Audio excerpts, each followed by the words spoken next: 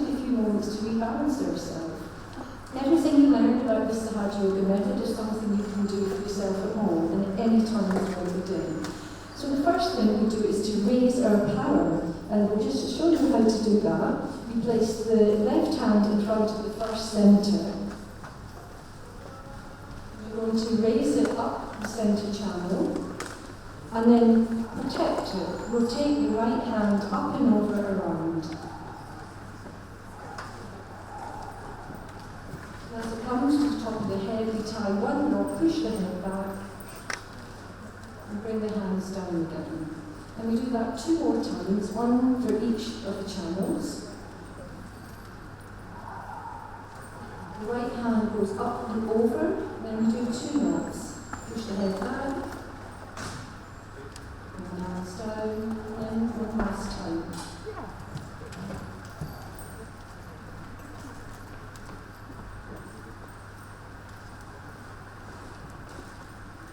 Now see the difference that has made. Put the hand above the head and just see if you're starting to feel it coming through Kumran.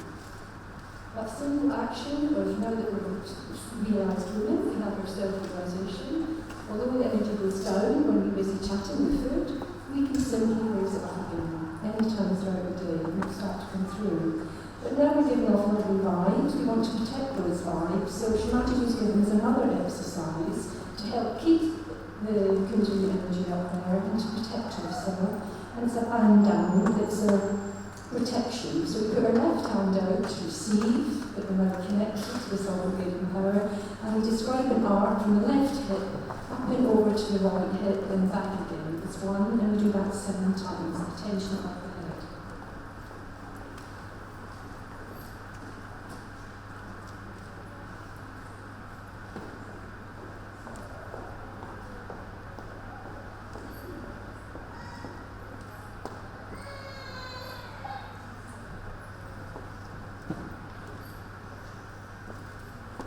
Then we bring the left hand to the left channel, and the right hand to the right channel, and we bring it in the middle. And we say thank you to how we understand that all-pervading power, or what name or experience we might have for it. But it's our own individual mother, our own individual power. It's given us our heartbeat and given us our breath.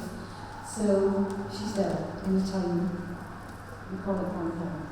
So let's just now close our eyes, and a very simple exercise to rebalance ourselves that many of us who can do it for years, we just do this even throughout the day. Let's close our eyes. And it's a nice breathing exercise that Shimataji is showing us. If I use myself in my work when I work with actors as a spirited director. So just take a deep breath in, hold, and slowly release. Exhale to the breath at the bottom, and then pause before you breathe in again. Breathe in, hold at the top of the breath, and slowly exhale. Pause for a little longer each time at the end of the breath.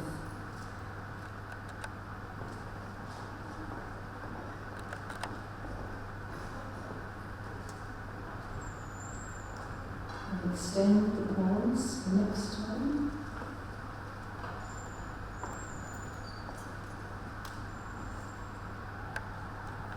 And very soon the breath will become really tiny.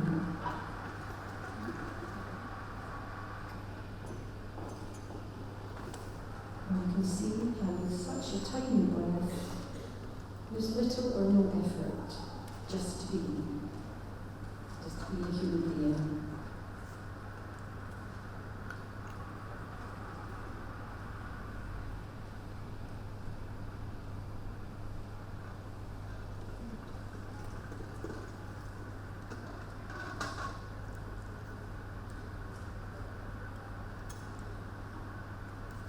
Let's just relax the shoulders, the abdomen, facial muscles. Just relax.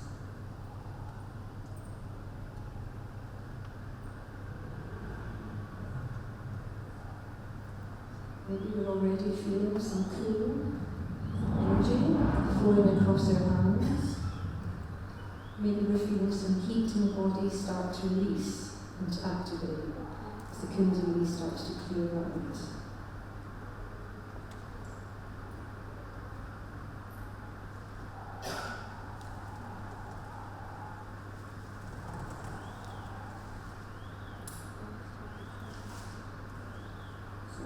Time, keeping the attention above the head, let's just open our eyes.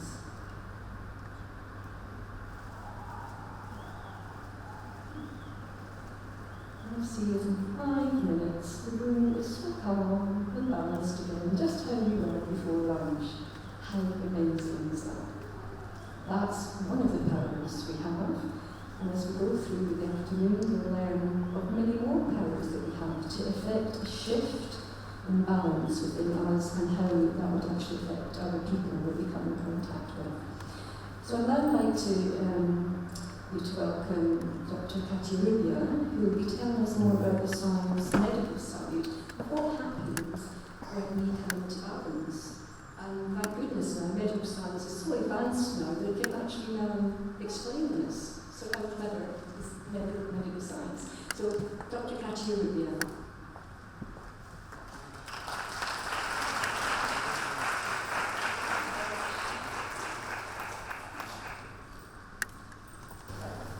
So, I will tell you about the research which has been done in Samarkand. I have been more than hundreds of papers and papers backing up evidence that this actually is an effective method balance yourself, it's good for your mental health, also good for your physical health. I will specifically talk about the effects on the brain, and then I will tell you about the effects on mental health.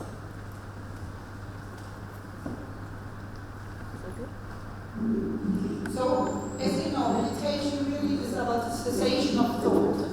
Yeah, it's the ultimate goal of meditation is to achieve the state of mental silence, which we call thoughtless awareness. Yeah? And when you're actually pure consciousness, without the content of your thoughts, without your emotions going around, so without the roller coaster of emotions, you're at peace. Yeah, so it's the state of pure attention, pure consciousness, without the thoughts, which really, first of all, relaxes your brain, but it's also a state where you're joyful, where you have no worries, you have no problems, you're just in this complete peace and joy and pure consciousness. And in Sanskrit, this is called Sat Chit Ananda, which means being, pure attention. Chitta is pure attention, and Ananda is pure joy. And I will show you that, again, the brain imaging studies have in fact shown that people can meditate. What they do is they activate areas in the brain which are important for attention and which are giving you joy, which are the limbic system. So, first of all, I want to say a little bit about the body. So when you meditate, what you do is you activate the parasympathetic nervous system. There is the sympathetic nervous system, which is important for all daily activities, which is arousing the body, it increases your blood pressure, you run around, you do your daily hectic life activities, and you activate the parasympathetic nervous system when you relax or when you sleep. Now it has been shown that meditation activates the parasympathetic nervous system even more than just when you sit and relax. Yeah? So what happens is the heart rate, the breathing goes down, the pupils constrict, and you enter this relaxed state, which you see here on the left side, so which is important. When the system is activated, it restores your bodily functions. While if you're in the other sympathetic nervous system, this is the fight or flight mode, you run around to do your daily activities, but when you're in meditation, you're in a deep, relaxed state. Now this parasympathetic nervous system enters the limbic system, is directly connected to the limbic system. And when you meditate, you activate the limbic area of the brain, and in the brain, if you can see that, within the brain in the middle is the limbic system. It consists of 7 nuclei, which correspond to the 7 chakras. And in fact, the last chakra, which is an integration of all the chakras, the Sahasrara chakra, the top chakra, which is at the way which you can feel in the crown, if you have been meditating, you feel it as you cool breeze. But this cool breeze comes from the limbic area. The limbic area is important for emotions and motivation. And this area is activated when you meditate, and that's why you feel joy. But also, the other system which is activated is what we call the ventral attention system. And this goes back to the chitta, of Satchidananda. Chitta, it means pure attention, pure consciousness. You activate areas, especially the infrafrontal cortex is a key area for deep, concentrated attention. And that's what happens when you meditate. And I will show you, this is in fact the case. So this is a study which I did with Sergio Hernandez, which is the man in the photograph. And what we did is we put 19 meditators who had 3 to 24 years of experience. We put them in an MRI scanner. What happens when they start to meditate, they have activation of this attention system, which is also important for inhibiting thoughts. So they have activation in areas of concentration, inhibiting thoughts, and as they went deeper and deeper into the meditation, there is much less activation. And the activation becomes very focused of this right interfrontal area, which is this area of deep attention. So they become pure concentration. And you see that in the brain in very little activity, but very focused on an area of attention. But what happens long term? So when we meditate, we activate the limbic system, we activate areas of attention. But what happens if people will be meditating for 10 years or 20 years or 30 years, like some of you have? Does this daily meditation exercise actually change the brain? And in fact, this is a study where we looked at 23 meditators who had meditated for more than 10 years. And what happens in the brain, which is very remarkable, that areas in the brain which are important for emotion control, and attention are larger in people who meditate than in people who do not meditate. Yeah? And especially if you look at this, several areas of the limbic system are larger in structure. That means this joy which you feel during the meditation actually leads to enlargement of this region and makes them stronger, which is, I'll show in a minute, is a good thing. But the areas which are larger are areas of empathy, areas of self-awareness, of emotion control, and areas of attention. Now, furthermore, the reason why this is good that they're larger is because in normal aging, your gray matter, which is the neurons in your brain, they go down, you lose neurons, and you lose your attention functions, you lose memory, and so on. And this is a normal aging process. So if you look at the red line down, the lower line, these are the normal people, which show the normal effect where gray matter goes down with age. So you lose gray matter, you lose brain structure. But if you look at the yogis who have been meditating for more than 10 years, you see they have a much flatter line. So their aging process is delayed, and that's why they are weak. These brain regions of emotion and of attention are larger. And we also found that overall the whole brain was larger. So all areas really were larger. But most pronounced were areas of attention and emotion, but the whole brain was larger in gray matter. So what this means is that meditation actually makes your brain younger. Yeah, so if you want to have a younger brain, meditate. People also always say that yogis look younger in age. I don't know yet, there are no studies on it, but I'm surprised given that the brain is also younger. Now, what is very interesting that there is another study which was recently done by Maurizio Zoma in Italy, where they wanted to test, so what happens after 4 weeks? What happens in new people, like you, people who have come for the first time, and when they meditate 4 weeks, does the brain actually change? Yeah? And we know that the brain is plastic. So we know that people who juggle, if people learn to juggle in only 4 weeks, the areas in the brain which are important for the hand movements, they actually become larger due to this practice of the juggling. So we thought, what happens in meditation? Do the same areas which are larger in people who meditate for 10 years, do they also become larger in just 4 weeks? So, and this is exactly what we have found, that the brain in fact grows, meditation grows your brain. So these were people 12 people who had never meditated in their lives, and then we compared them to another group who had also never meditated, and these 12 meditators, they got a 4 weeks training course of meditation. And what happened in only 4 weeks, the same areas which are larger in those people who meditate for more than 10 years were also becoming larger in those people who meditated for only 4 weeks compared to before this 4 weeks meditation training, and also compared to the other group. So they had a larger structure of the orbitofrontal cortex, which is an area for emotion control, and they had larger activity in this attention region on the right side, so this infrafrontal cortex, which is important for attention. So what this means is that in only 4 weeks, you actually have an increase in brain areas which are important for attention and for emotion control. And this is both in the structure of the brain, and you can see it in the function of the brain. So these areas are more active, and these areas become larger in the structure. So in conclusion, mental science elicits brain activation of areas which are important for attention and emotion, and these areas become larger in the structure, both in people who meditate for 10 years, but even after 4 weeks, you can see an effect. So if you come home today for the first time, if you meditate for 4 weeks, you can assume that there will be changes in those areas which are important for emotion and attention.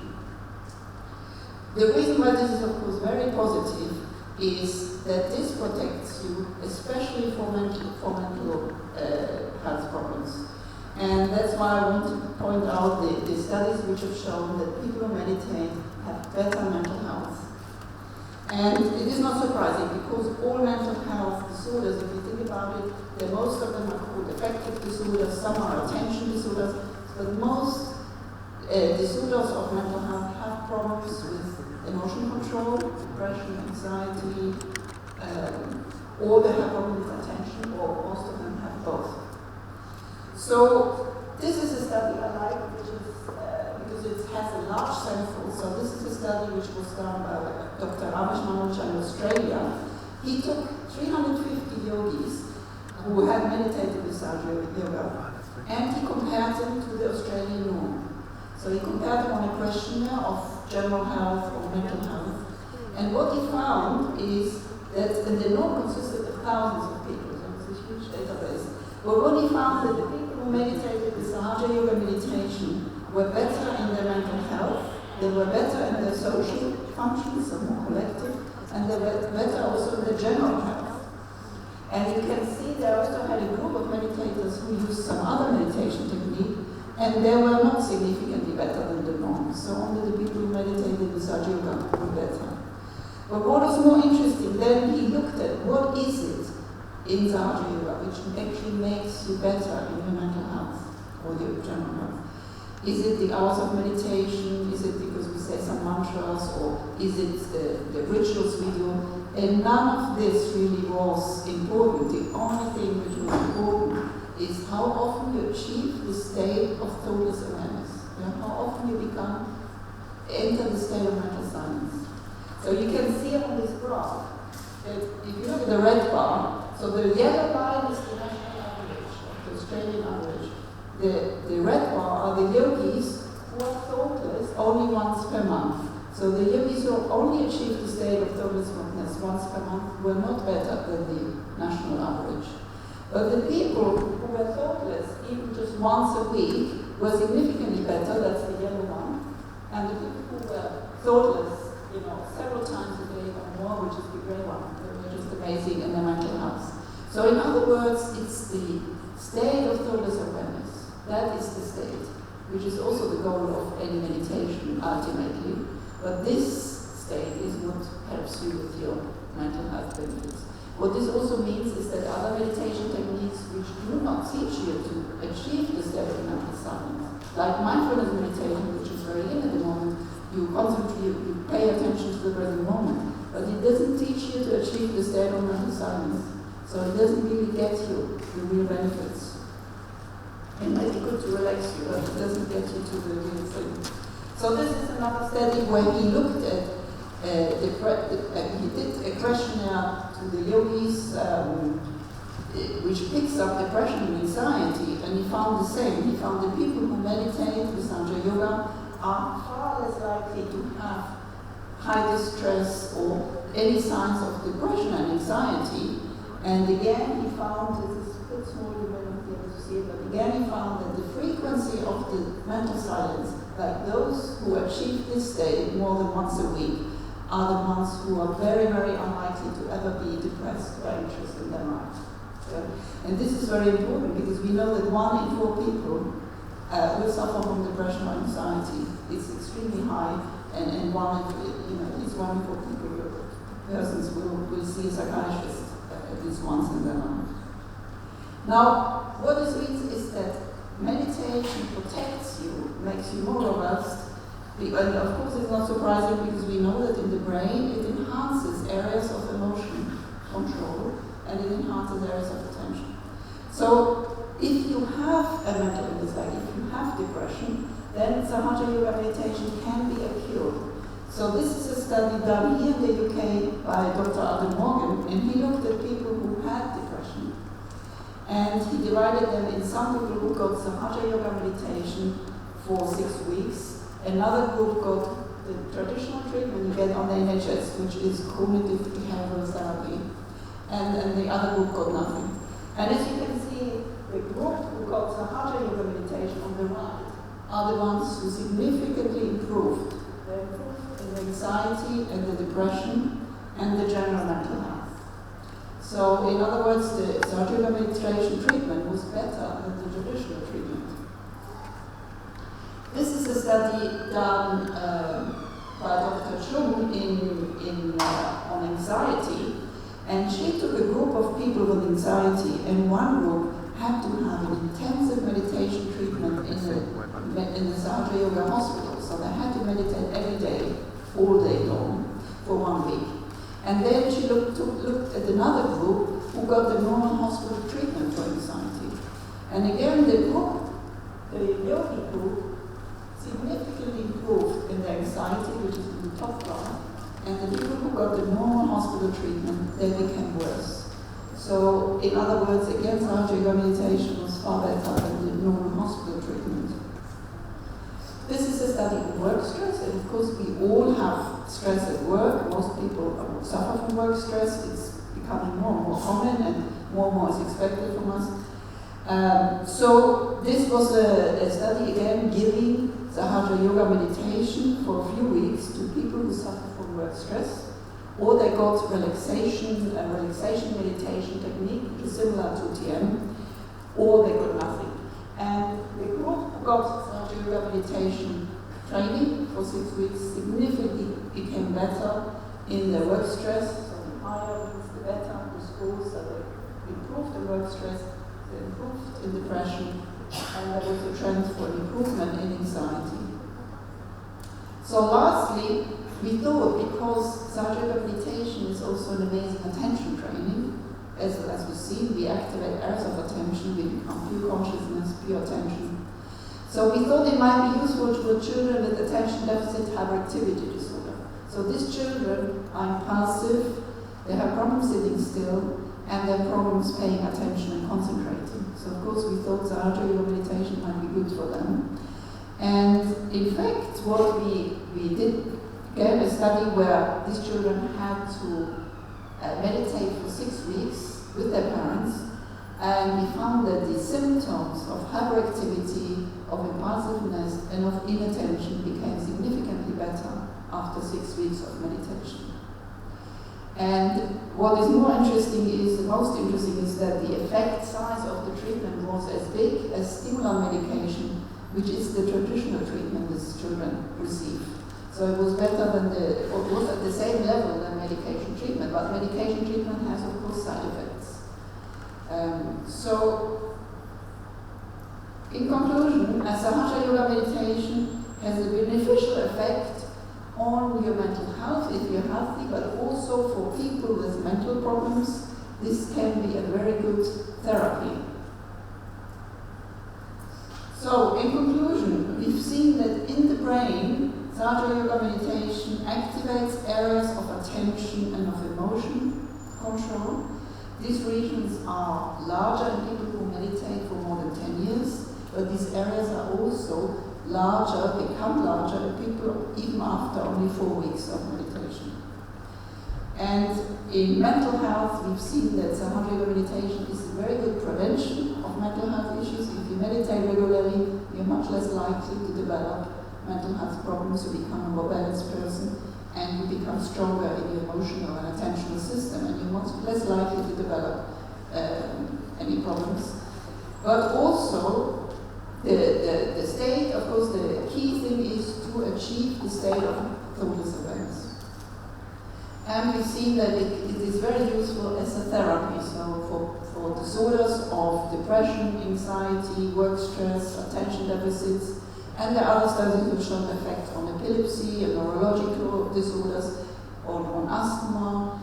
So there are other studies who found effects on other physical disorders, which I didn't have time to talk about. So, in conclusion, if you want to know more about it, there are a few web pages where you can look more at the research which has been done in Sahaja Yoga meditation. But the key thing really is to achieve the state of mental silence. So I wish you good luck with getting into the state, which would be good for you. Thank you.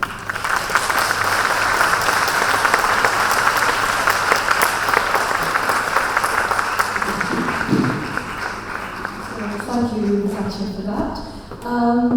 How that all happens within our system, that stress-free zone that it comes when we meditate, we're now going to explore in more depth, and we're going to look at the subtle system that creates or can create all these imbalances and how the Kundalini will actually clear them away. We're going to be looking at each chakra individually, and we have some speakers. All of the speakers here tonight today do practice Sahaja Yoga meditation, even though they're all professional or mums or whatever in their own right. So we're now going to start on the first chakra, the Muladhara chakra, and Priya Sharma will take us through that, and then Katie Headlam will speak, and then Antoinette Wells, and then Anoma, who you saw earlier. So we'll hand over to the ladies.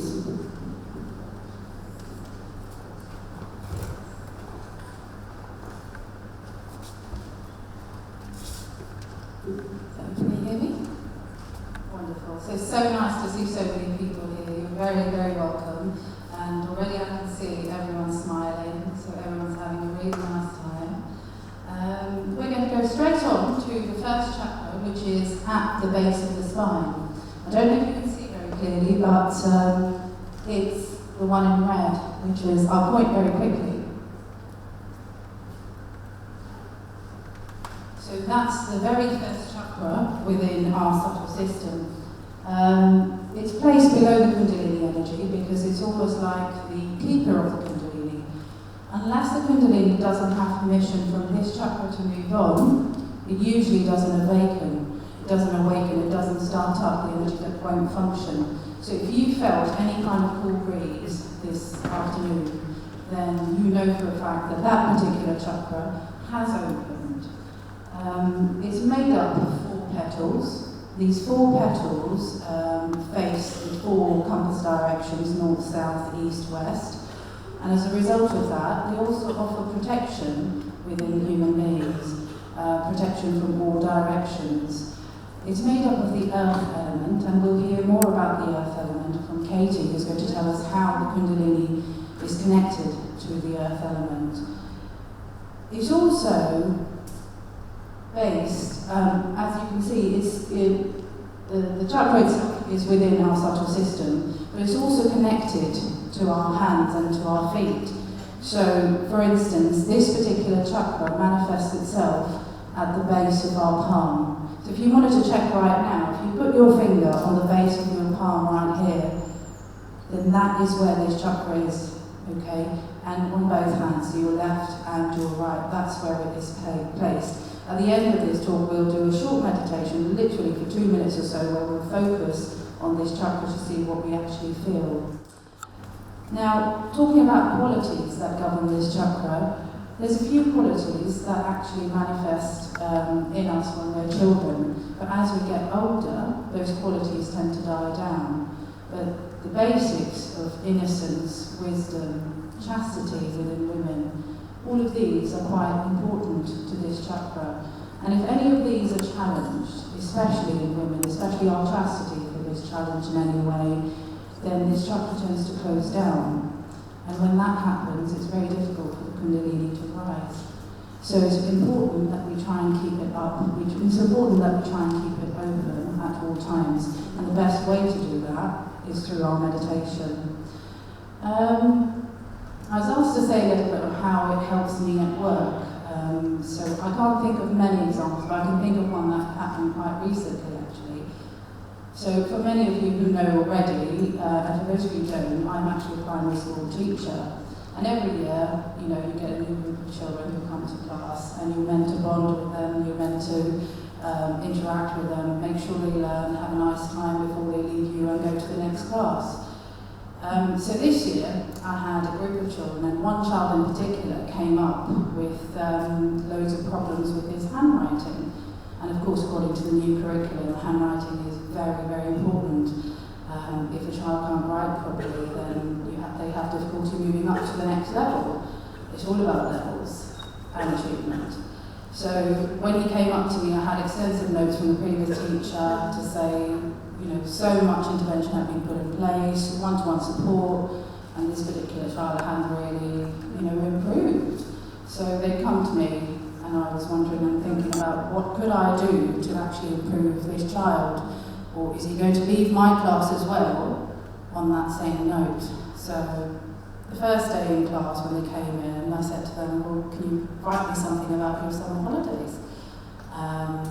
And there he was. I was walking around the classroom, and I noticed as I was walking around the classroom that he had a very good posture, and he was holding his pencil correctly. So that's all I said to him. I said, wow, so-and-so, like how you're sitting. In fact, I can learn from you. Maybe you can teach me sometime. He didn't say anything to me then. He just smiled, and I carried on. I spent more time with other children, and I thought, oh, that time is going to have a big impact on that child. Completely forgotten about what I told this child. But over the next 2 weeks or so, my assistant noticed that this child had all of a sudden, without any intervention, started to write so much better. His handwriting was clearer, he was joining up nicely, and it got to a point where I didn't have to call him anymore and say, can you tell me what you've written actually? Which was usually previously, I don't know this because I can't read it myself. So he just started that one compliment where I could see, in amidst all of this negativity, if you like, where, oh, he's not putting too much attention on his writing, we've helped him so much, but he's not taking to it. He just taken so nicely to that one compliment that I paid him about his posture, about his the way he was holding his pencil. And he started to take so much pride in his presentation to the point that the assistant noticed he's now become a fantastic example of improvement. Not only that, and my boss, when he was around on his usual walk around the school, he usually picks up the book and says, what's going on with his child, to see whether the teacher's teaching them, etc. He happened to pick up this child's book, and he was so impressed with his child.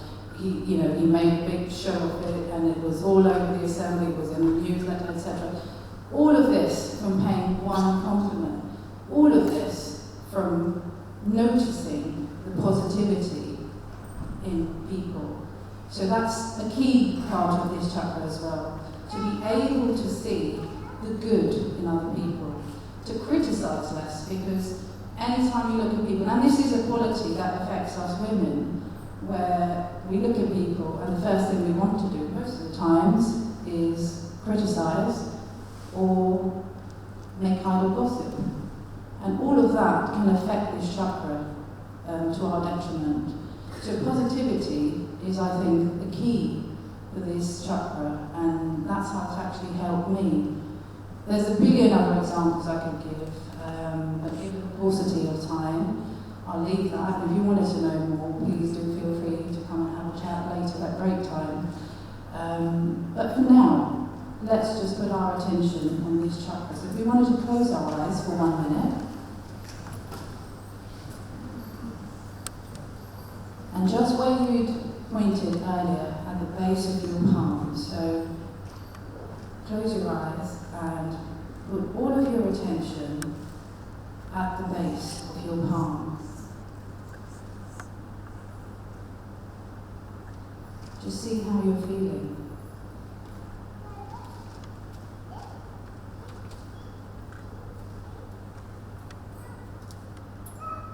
Is there a cool breeze on any palm, especially at the base of the palm?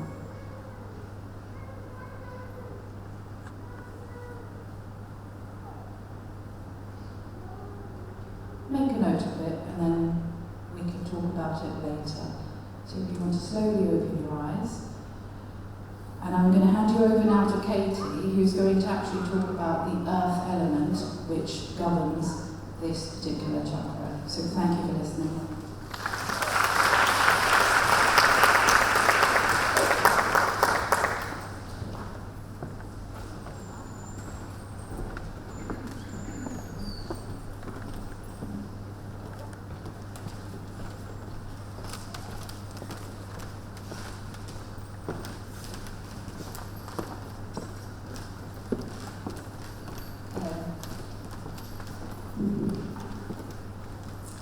So I'd like to move on now. If we look at we have to actually remember the chart that there was.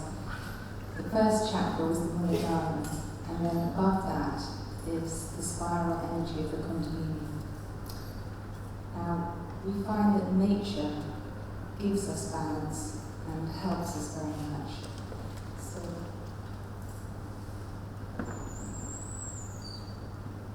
let's wait for the original one to come back again.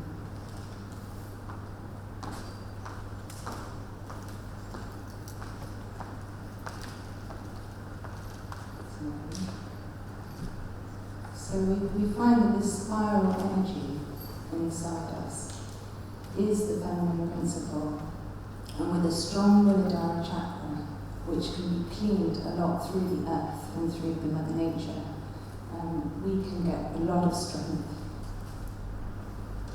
So the Kundalini, if we look in nature, we can see the spiral formation of the power of nature. We can see in shells, in plant growth, we've got a weather formation pattern there. We often find in ferns in the woods, you can see how they uncurl in a spiral shape. Even our own ears are shaped in a spiral. There's so many examples where you find spirals in nature. So this is the living energy, and we've got it inside us. So the more we can connect to that, the more we can feel that actually the power of nature is within us. And through self-realization, we're actually reawakening it and awakening that connection. And I think this is really important today, because in our lives, when we live in the cities, we're very much surrounded by concrete and unnatural environments. And although we know that it's important to be outside and to connect with nature, because we know that it makes us feel better, we often don't get the chance. So meditation can help to connect us to that power. But I think just if we look at a little bit through some more slides, we can see how nature can help us in our everyday lives. So in Japan, they've started to take people for forest therapy sessions, and they get people to lie down on the earth and reconnect. And what we find when we're using our nature to cleanse our chakras, we can do that. If we go to the park, we can sit down. When you sit on the earth has a very sucking quality. And if you've ever used a clay mask on your face, it sucks out the impurities, and there's different kinds of clay that can pull different toxins out of the body. But if you just sit on the earth, you can actually put your hands on the earth as well and feel the soothing quality happening to the Muladhara chakra and actually to all the chakras. And if you're not feeling very peaceful and you're walking around, you're going to work, you're going on public transport, instead of looking at other people and looking at the buildings, you can look for the flowers, look for the trees, look for the sky, and you find this has a very, very soothing effect on your mind. Also, if you have a chance to use clay, and some people take up pottery, I do it myself, and I've noticed that when I go to the class, everybody's really stressed out, they've just come away from their week, and sometimes there's difficulties to get there. But we all sit there, and I've noticed it's with the clay in particular, the clay actually sucks out any kind of imbalances, and by the end of the session, everybody's so peaceful. So we can use nature and natural things as much as possible, natural clothing, natural supplements, having a healthy diet, all these things make us see the qualities of nature and how we are connected. The other thing I wanted to draw your attention to, was how we can see the qualities of the chakras in nature. So the Muladhara chakra has the spontaneity, and I chose this picture because there's a house with trees growing out of the roof. So nature just takes spontaneous chances to thrive anywhere, and that power is within us. So with our Kundalini being awakened, we find that we can focus more on the present moment instead of planning so much and worrying about things that have happened to us. We just take the moment and see what we can make out of it.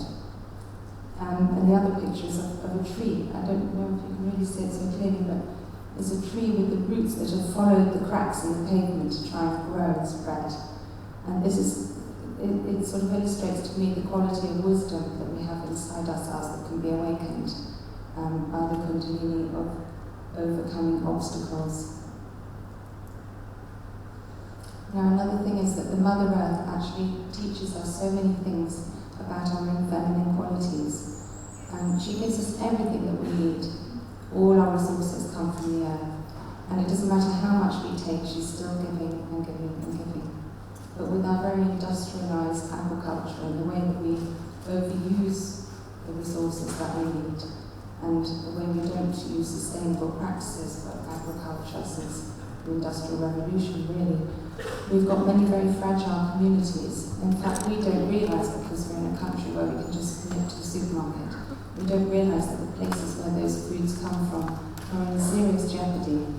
And so, whilst we learn the qualities of forbearance and patience from seeing how the Mother Earth provides for us, if we don't respect her, she won't be able to sustain us forever. So this takes me a little bit to where I've come from.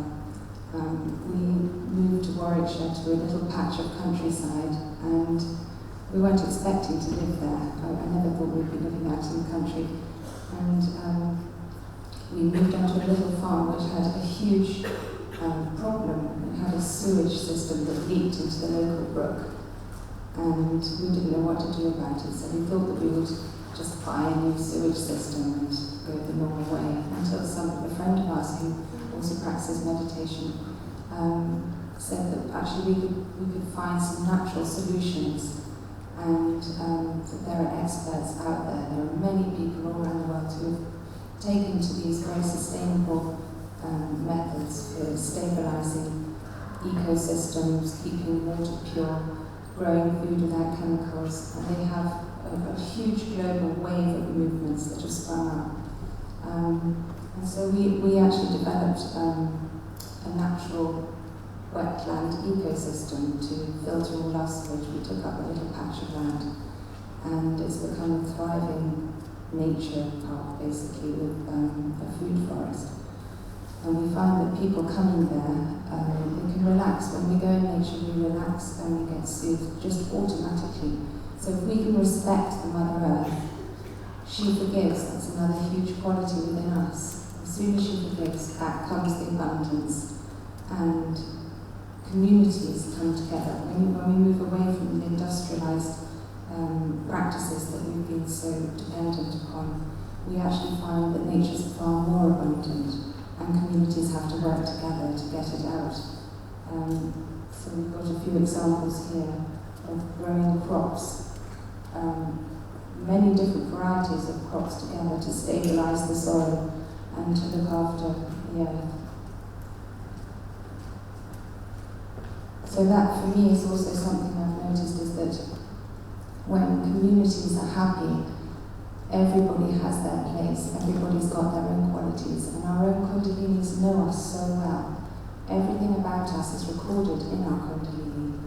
And so as she is gradually nurtured and strengthened by us taking to our more authentic selves, by meditating and listening to those cues inside, we can help this by being in more harmonious rapport with ourselves and finding what our individual strengths are and seeing how we relate to that community and to our own communities.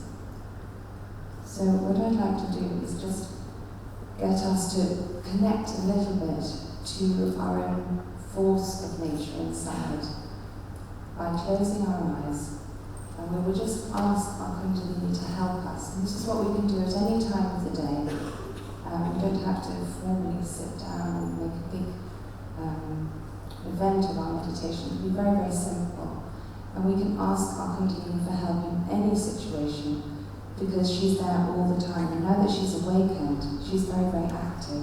And she wants to give us all the energy for all the different qualities that we need to re-establish. So just because we've been hearing about the Muladhara chakra before, I thought that we would specifically focus on that. And I've chosen the picture of a child because that's the childlike innocence inside us that exists all the time. And so we'll close our eyes and we'll ask, Mother, please connect me to my innocence. Please help me to regain my innocence and my spontaneity and my innate wisdom within.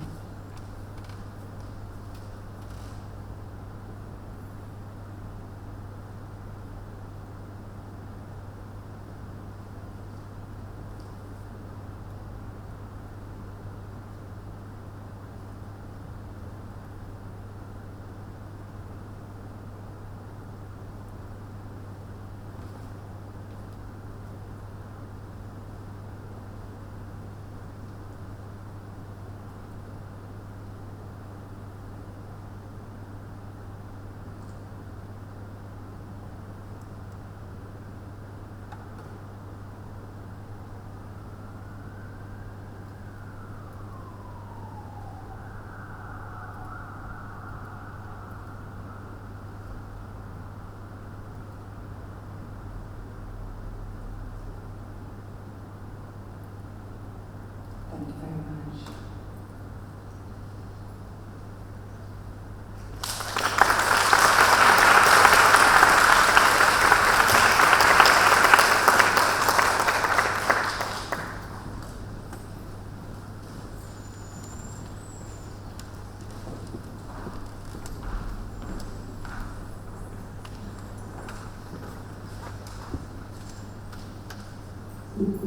So hello, I'm going to talk about the Swadhisthana chakra, and the chakra is gone, but you can see maybe on this one. The Swadhisthana chakra is situated on the left and on the right of the kind of person there. You can see just above the thigh and in the center, also on the temple.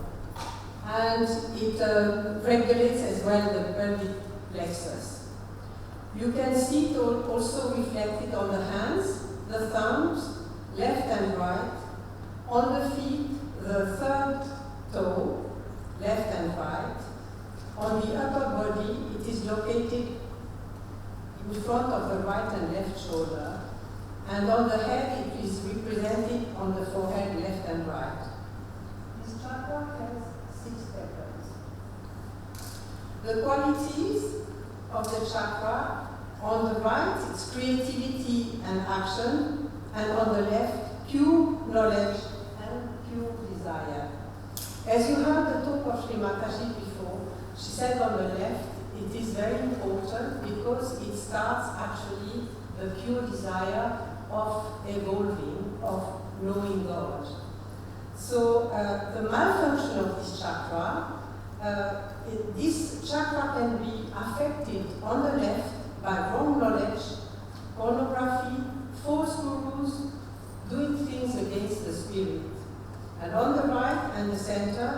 stress, too much thinking, too much physical action, alcohol and drugs, and of course it works also very closely with the liver, the Nadi chakra on the right. The element of this chakra is fire. Now this chakra is very important for women because on the physical level it regulates the intestines, the ovaries, and also the womb. So it's important for procreation. It enhances the creativity and regulates balanced emotions. Obviously, just a little bracket here. For instance, women in the West who are very stressed, it is recognized now that sometimes they have great difficulty to conceive.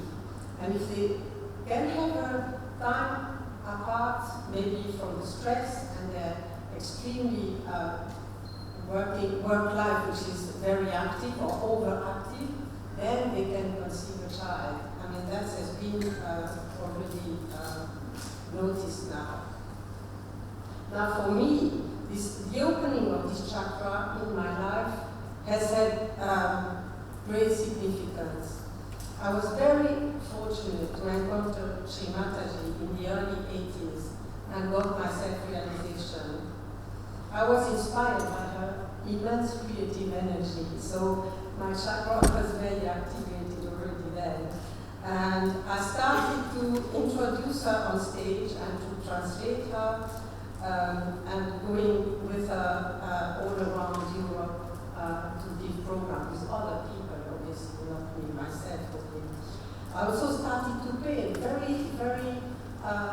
a few months after my self-realization, first on porcelain, which is a traditional way of painting in Switzerland, then on oil painting on canvas, which I still enjoy very much. I continued at that time being a lecturer at the University of Geneva, and and then I had a second career I'm going to talk about.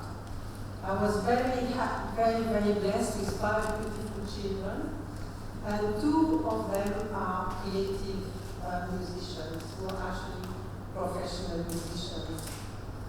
So again, I'm talking a bit about me, sorry, but because this chakra has been so important in my life, I had then a second career. I retrained to become a therapist in the UK, and I went the Jungian way and not with a Freudian way. Because, I just say why, because Freud is actually affecting the Svatisthana chakra on the left, because he's not had actually the wholesome awareness that Jung had. So I went the Jungian way, and I started to work with young people in schools, and then and also one-to-one with adults. And then I discovered the 12 steps of Alcoholics Anonymous for reason that there was alcoholism in my family. And the 12-step program has very good vibrations. So I worked in addiction for about 12 years in rehabilitation centers. And I realized how alcohol and drugs damages this chakra. It actually really damages this chakra on the physical level, emotional level, and obviously spiritual level. So it was very interesting for me to work with addicts, but also with their families, because their families are very affected as well. It affects the women with stress, incredible stress, and also obviously the children are affected by it. Obviously, I couldn't actually do a program of Satya Yoga in the places I work. However, I could notice that because my Kundalini is awakened, it had a subtle effect in my work, and I could actually feel with my awareness when the vibrations were getting cooler and when there was something flowing in a group, because I did group therapy at the time. Obviously, when I worked with the 12-step program and with addiction, it was group programs. So I have now 2 little vignettes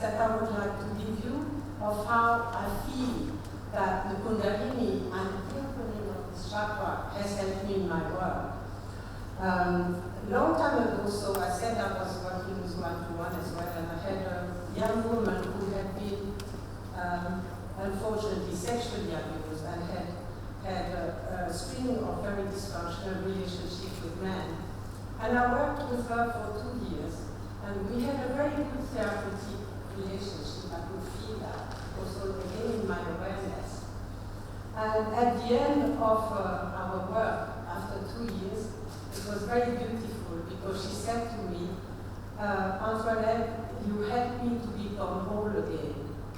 And she gave me a little sculpture of entwined circles, which is beautiful, and I kept it because I thought it was so significant.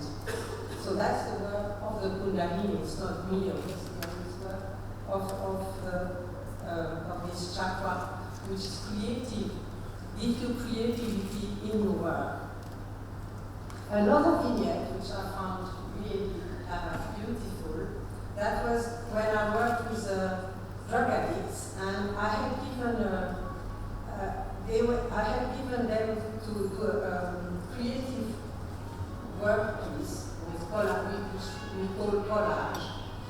And this man had a father who was very dominating. He was an alcoholic, and I had said to him, I want you to do a collage on how you can become your own master. Now, this man was a Muslim, actually. He came from Pakistan.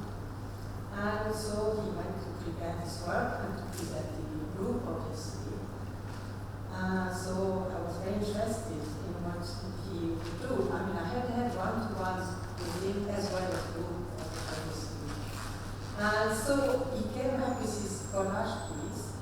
And on the left, he put some picture of somebody who very submissive, very sad picture of somebody being dominated, etc. I mean, his father was very dominating to him, of course. And that's why also was one of the reasons. And then on the right, he put somebody at the steering wheel, empowered, etc. But guess what he put in the center? It was so beautiful. He put his prayer mat, and from the prayer mat, he had cut out some boulder flames going up. And for me, that was like a mandala, I would say. Like something coming from you, actually, or the unconscious. And he had put that, and the vibration, the energy of this piece of work was amazing. So I feel that, the enhancement of the creativity through the opening of this Svadhisthana chakra can manifest in our life, and I mean, it's beautiful because Sri Mataji just gives us that so kind of innately, spontaneously, and it grows with you. So just now, we are just going to put our hand on this chakra and ask this Mother Kundalini energy to give us the pure knowledge, to destroy all the rubbish knowledge we have had before.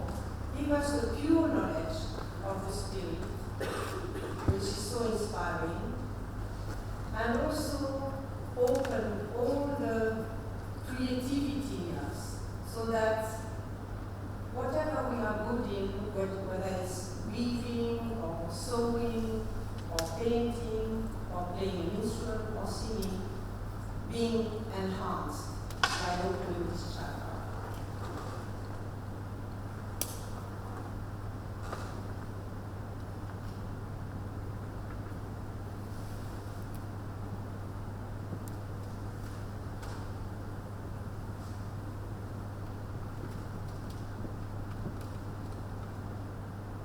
Thank you very much.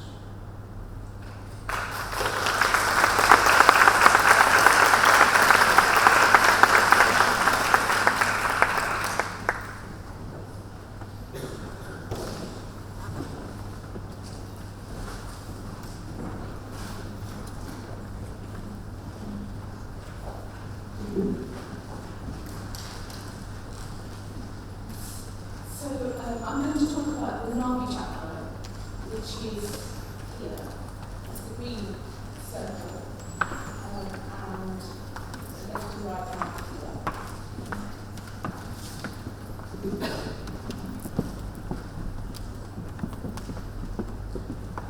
It's a really important chakra as a woman because we look after our families and society,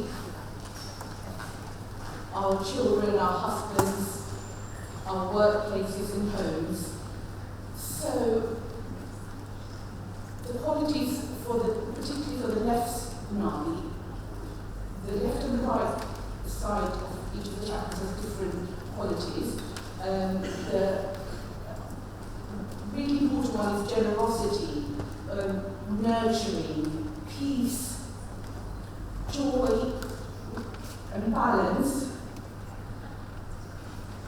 I would say that it's also really important that we are honest, we have pure attention, and that we're dignified. In the centre, it gives us our spiritual sustenance, our evolution on a spiritual level. With this chakra, we're satisfied with ourselves as individuals, but also with our homely space and relationships, with what we're doing in our life in terms of work or motherhood or just life in general. This helps us with our well-being. Obviously with the Nadi, things like, for me, I'm always catering and cooking. I have 4 kids and they're all away at schools half a week, but I still buy as if I've got 6 in the family at the time, or even more. So yes, shopping is really important, but obviously with discretion. It's really nice to be generous and give presents. We give vibrations to others when we are generous, and choosing beautiful objects and presents is one of the nicest points of having any money at all. So money is important, and I would say that that's an aspect which just gets looked after. I mean, personally, I have a story. And yes, when I married, my husband's Russian. He's an engineer, and he came to England, and we lived in a collective house. And actually, there was a moment. I had 1 child and absolutely no money at all. We had to pay the rent. And I actually came around with the baby in the bed. And you know what? 2 weeks later, I only did that job for 2 weeks, because 2 weeks later I had a job offer paying $25,000 to work in the Commonwealth Secretariat. So I always feel that Shri Mataji absolutely provides. She's provided for this venue and the flowers and everything here with no worries at all. And it's never something that needs to be worried about, because if you are lucky, you have that creativity and ability to empower yourself with lifelong learning, particularly in England. We're so fortunate. Go and learn what you need to learn so that you can achieve the work that you want to achieve. I do mentoring for teenagers who are looking to go into university or work, and you can achieve anything. So I think they should follow their passion. So I always say that find out what your passion is, but of course those passions change throughout life. So it's to be flexible of mind. I'm probably digressing from Nadi, but not really, because to have that generosity, to have that ultimate goal of having generosity and feeling empowered and not worried by money or home and comfort issues is important for you so that you're able to focus on your spirit. But in order to do that, you've just got to really focus on your spirit, and the rest of it works out. I wanted to talk about the void, which is the green area. What's particularly important here is Dharma. It's important that we have values and ethics in life, on our personal level, but also in society, amongst politicians and people in the media. It's important to think of just being righteous, just doing what's right. It's not always, thinking about the political party or anything like that. Just do what's right, and that's easier and a better way.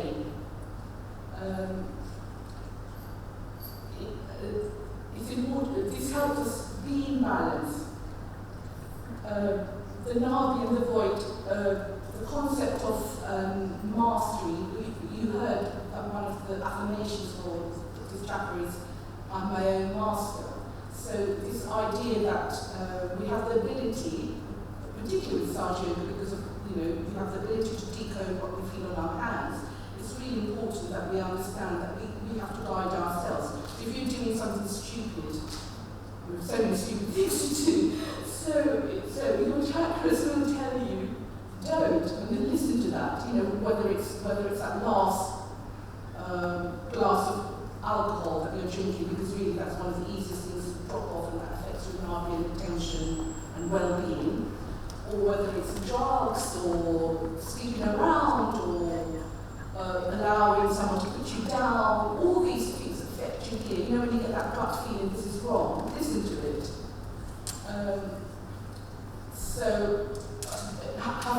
When this is balanced, you're able to take decisions which are righteous, right for you, right for society, right for others.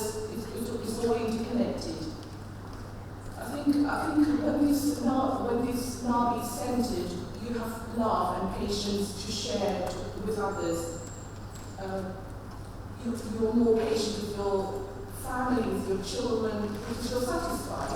You can take your attention away from yourself and give it on to others, because that generosity just flows. With this aspect of the spiritual sustenance, which starts from the Swadhisthana, but we have to cross this mire of life and stick to our thirst for knowledge, knowledge of the spirit.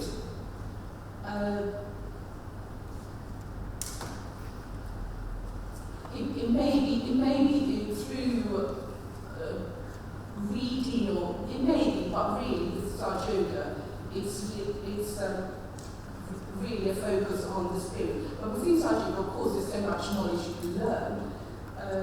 But for me, it's applying it outside, so that you cut away all the nonsense out there and you stick to this right path, which your hands are telling you. No one else is telling you, do this, do that.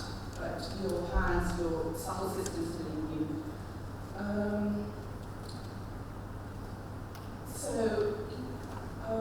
Yes.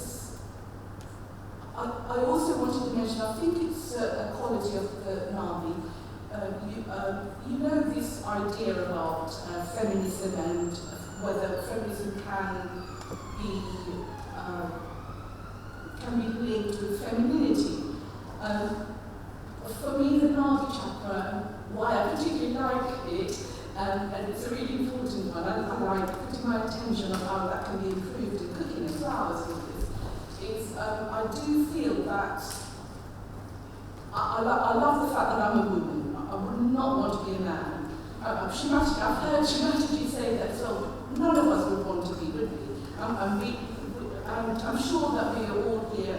Actually, we're here as feminists. It's not because we are, we want to fight with any man. Not at all. We love them, but because we want to change the world order, whether it's on an environmentalist point of view or a gender point of view. But we're definitely feminine feminists, and it's nice to accept that. There's nothing anyone needs to worry from us, because actually it's all for the benevolence. Being on that right path is benevolent for men, for society, for us. Okay, thank you.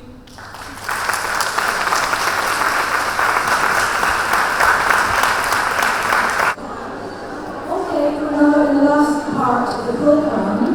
So, as before, we want to make sure that in the break our attention didn't wander. So let's now start to tie up and bang down.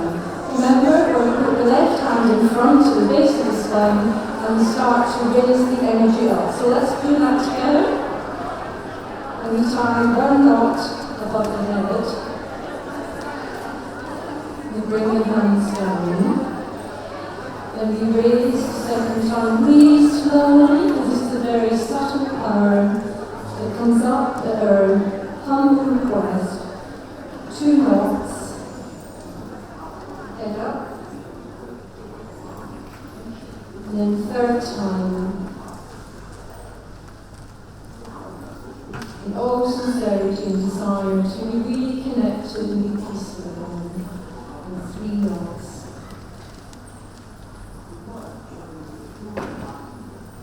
When we finish that, we can protect ourselves, put ourselves in down as we've done before. So from the left hip, up and over at the top of the head, a big arc, down to the right, and back again, 7 of those.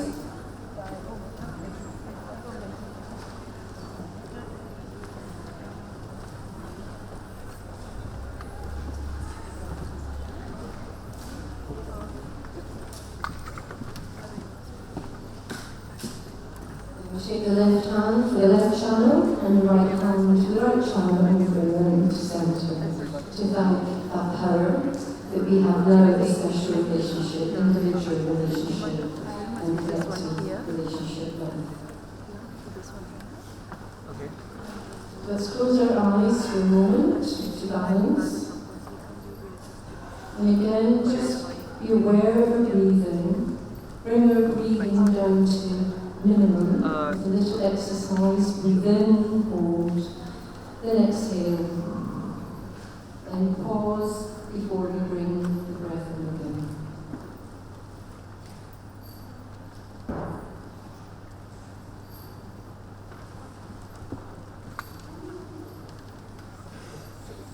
Any thoughts coming in, just watch them, and just note whether coming from the past or the future. And just let them pass on through until the silence between the thoughts becomes more predominant. And the state of thoughtless awareness grows longer and longer within every moment.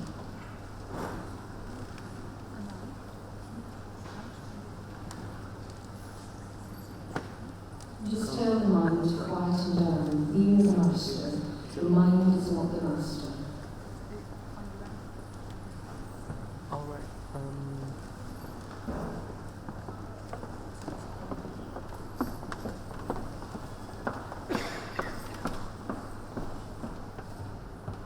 Okay, 59 minutes.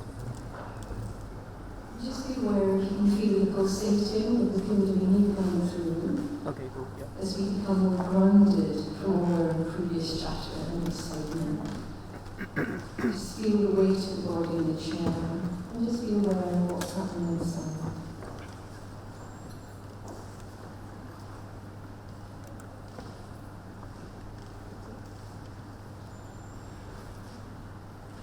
Just take the hand above the head and just see how much the Kundalini is coming through.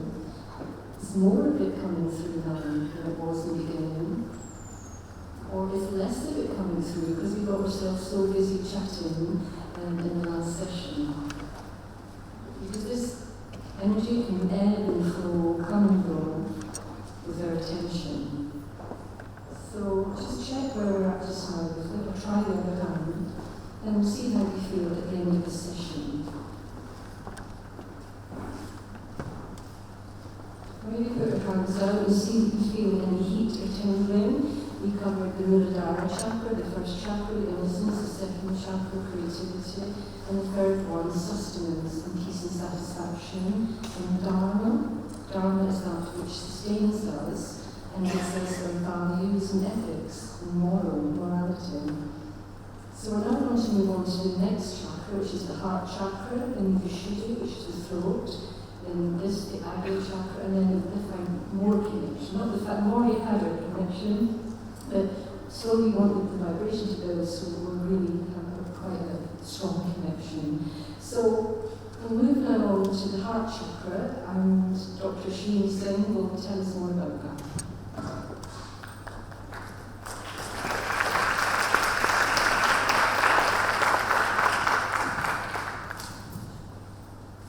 Good afternoon, ladies. I'm very happy to see you here and here.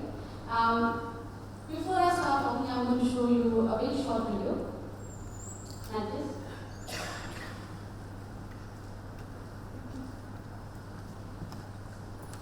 So it's a video on heart. The heart is located in the center of the chest, inclined slightly towards the left-hand side.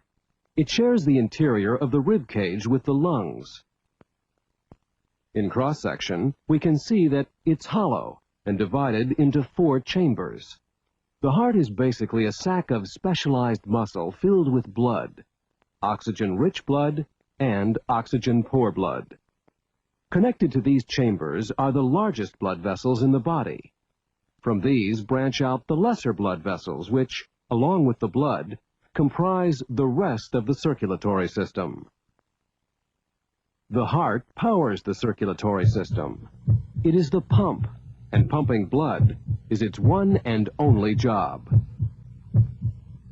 The circulatory system distributes food and oxygen to, and takes wastes away from, each of the individual cells of the human body.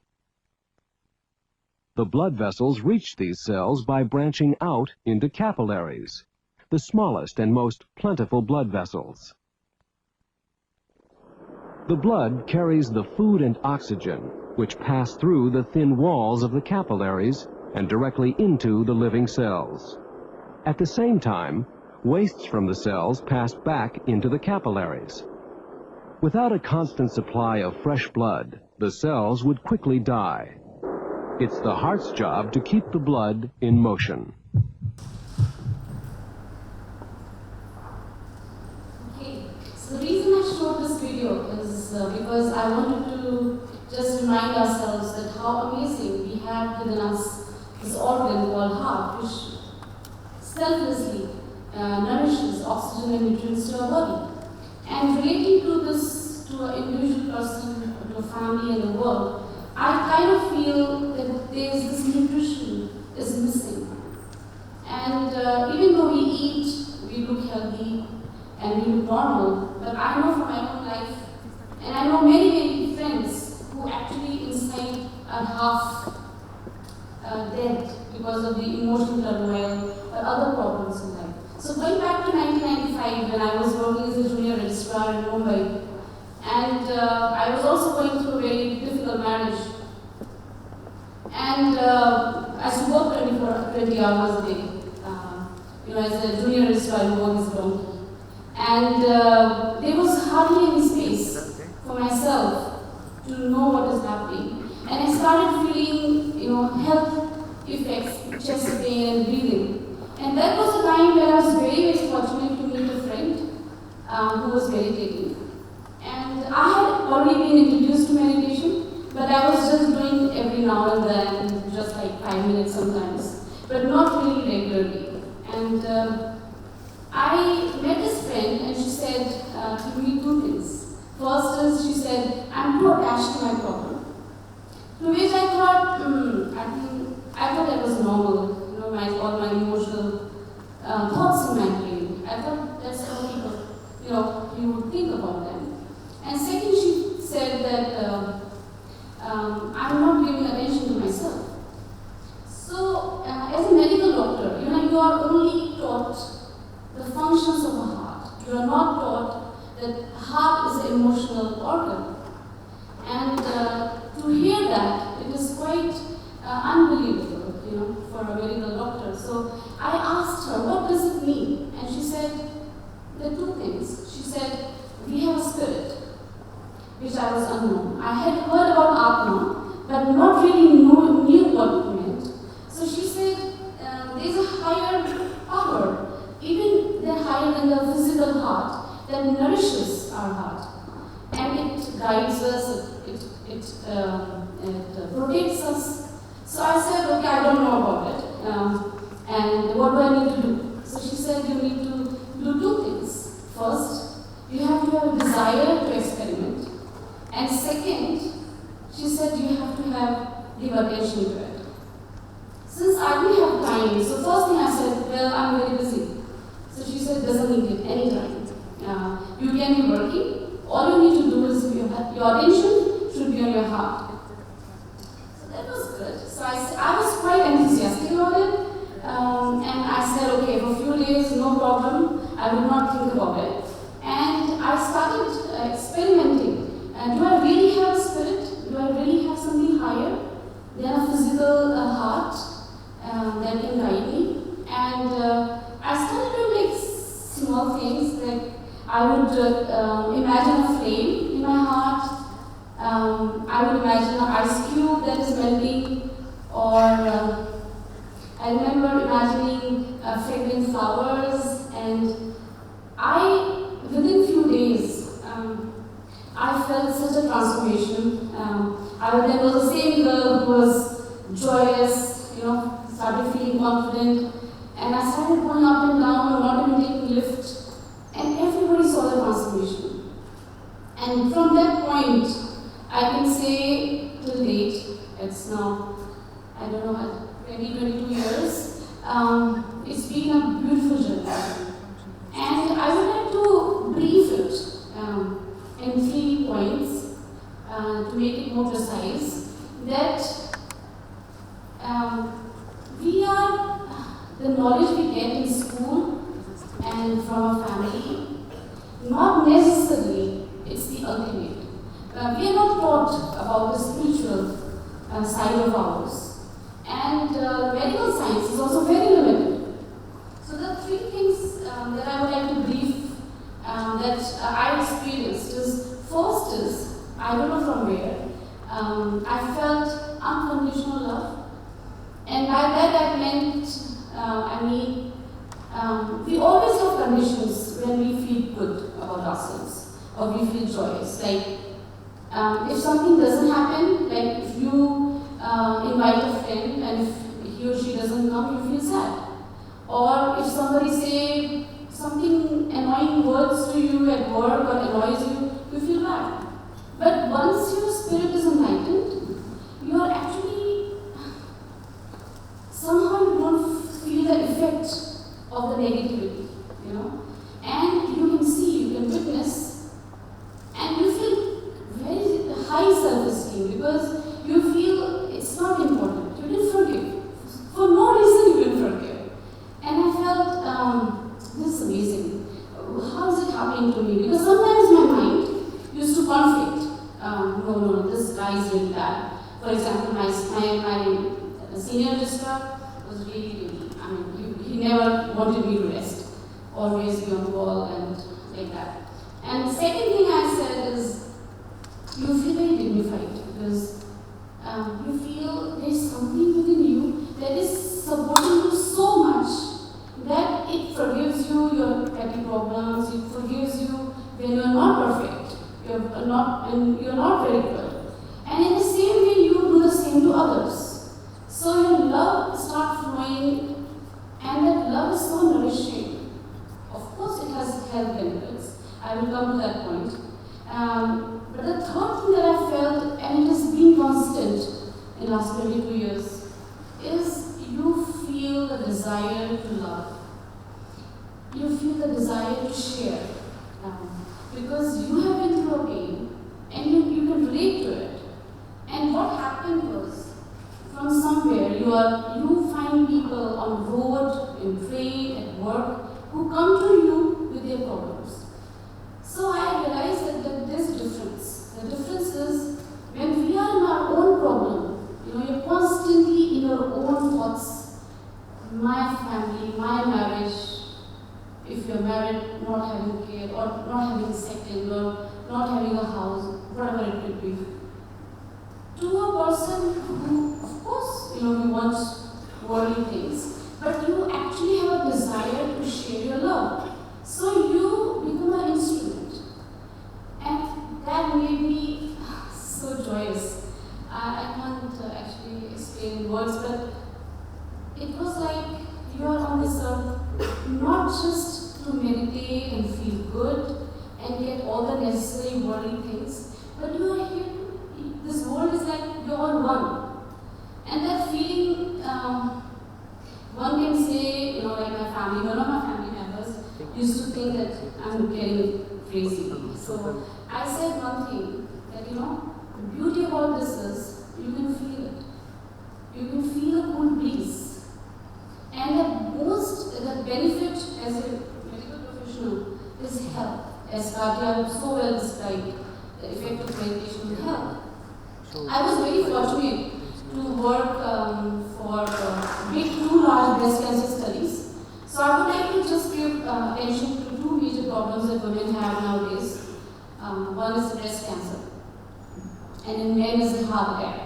So I worked for a very big study on 150,000 women in India, and then a very large study in the UK. And we found that none of the risk factors, like the women didn't have any risk factor. They were all married on time, they had children, they breastfed them, they didn't take any menopausal tablets, but yet they had breast cancer 10 to 15 years younger than the Western standard of the criteria of age. And so there were two publications, you can read those papers if you're interested. And the second research in the Cancer Research UK that I did. And I met many, many young breast cancer survivors.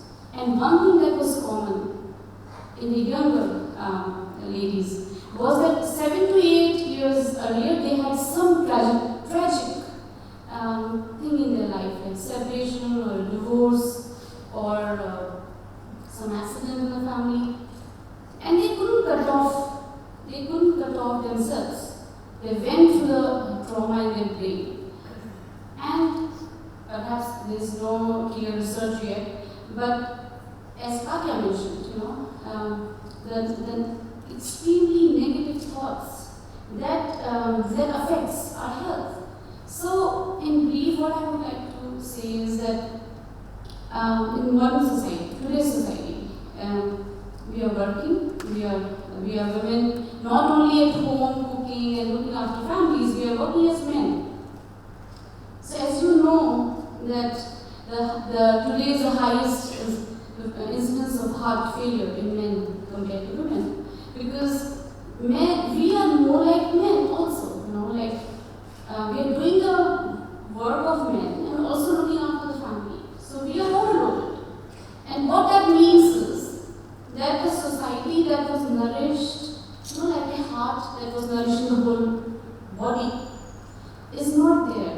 We are not really that feminine quality of ours, because we are also tired, and we also, at the end of the day, want somebody to look after us. We are losing the femininity.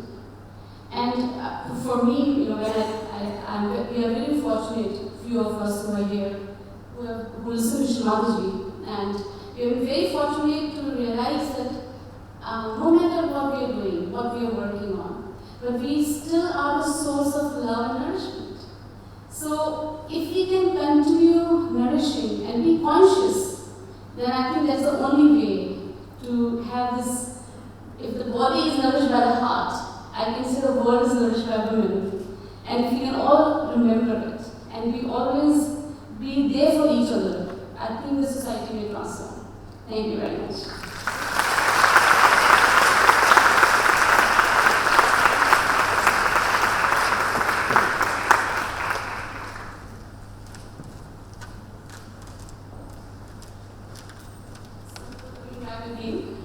So I still have 2 minutes. So what we can do is, just as an experiment for girls who are here for the first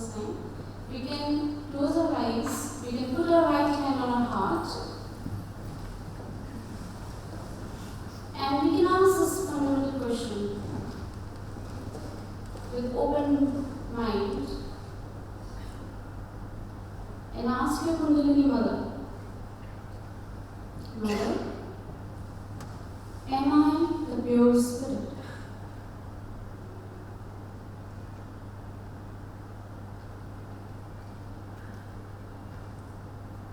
Mother, am I the pure spirit?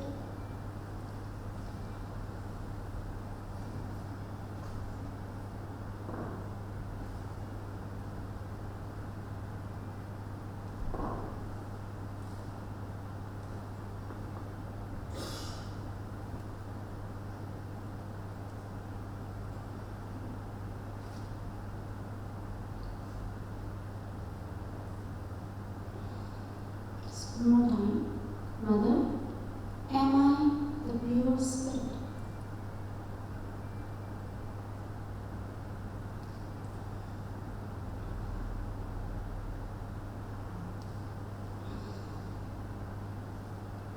Then leave your hand back on your lap. Take your attention from your heart to the top of your head.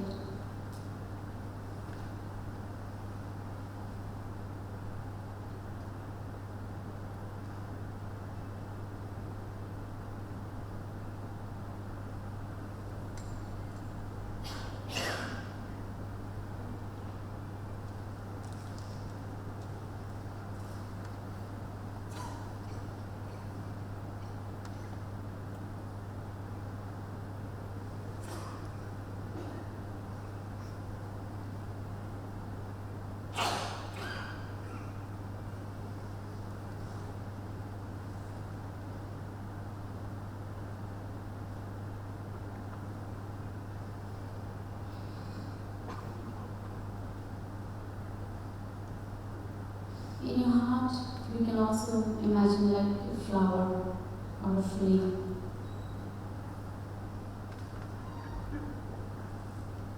And keep taking your attention from your heart to your system.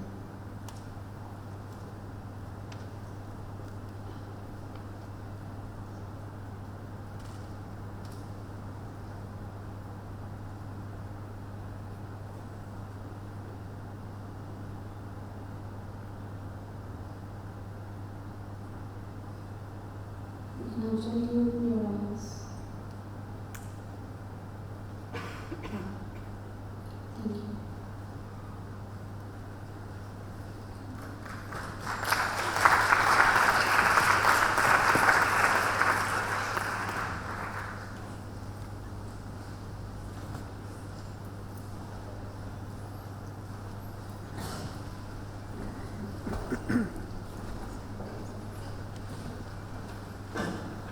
So thoughtless then with that little meditation. I saw a flame coming off stage and I thought, oh, right. So that's the lovely state that Paris can take us into. So we're now going to move on to the next energy centre, the Vishuddhi, which is here, and I'll take us through a few notes on that. And I'm going to be helped by two amazing compatriots. They are both professional singers. And they're going to help us open this chakra more. So Vishuddhi here is right behind the base of the neck and the cervical plexus in medical terms, and it means Vishuddhi means absolutely pure. Now it has 16 subplexuses, you can see on the chart, 16 petals of the chakra. And the element that runs this chakra, or is made up of, is the ether, or in the heart is the air element. And it's placed on the two fingers, so if ever you feel a little heat or tingling and numbness, you'll know. If both of them are hot or tingly, it's the centre. If it's the left, it's the left, it's the right, it's the right. This is a great decoding that Shri has simplified some very complex being that is the human being to how we've evolved to this day. So very simple, Vishuddhi chakra, these fingers. Vishuddhi chakra is all important to our evolution. It's when we stood up from an animal to a human being that the ego and superego of the left and the right channel, you can see here, the ego is on the right side, the superego or conditionings is on the left channel, and when we stood up, these two channels started to activate. And that took us further and further away from the centre and from our connection to the divine, because we closed. And it's an amazing thing with this chakra, and it's only through this chakra that we can feel or start to feel vibrations. The vibrations of the coolness I hope you've been feeling today. And I was once in a room with Shimataji, an interviewer was going through her paces, and the interviewer said to Shimataji, "What are these vibrations you keep talking about? What are they?" And Shimataji just looked at her and said, "They're love. It's the living, loving power of the divine that's flowing through. It's love." And it's only when this chakra is open that we can sense cool vibrations or vibrations. And all living work in the world is done by these vibrations. I will show you Exhibit A.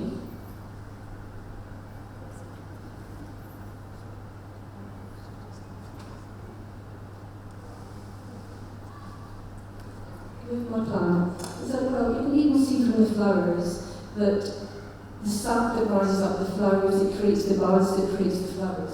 Here it is, here she is, Rose. So I use this when we do meditation in companies, in staff meditation, because usually these companies are in boardrooms and things, they don't have any nature. But very quickly get the point. If you look at the bud, you look at the flower, and it's in a pot of earth. Now, even if you don't look at that plant, that's going to happen. These buds are going to bloom, as long as it's the earth is nurtured. And that is the exact same power that's happening inside us. It is a living power of vibrations that are coming through, particularly human beings, from that chakra.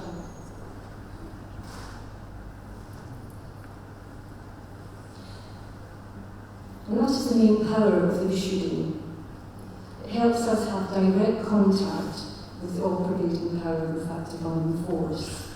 And not only that, not only does it give us a chance to have direct connection and balance ourselves as we've been doing throughout the day, it enables us to give that power to others.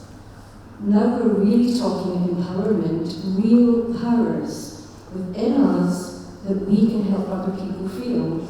Maureen spoke earlier today about in the early days she was with Shimataji, and Shimataji herself would give this specific training to all those who were available in the 1970s. But very soon, they learned how to do this and they passed it on to us. Some of us came 10 years later, 20 years later, some of you come today for the first time. Out of interest, who is here today for the first time?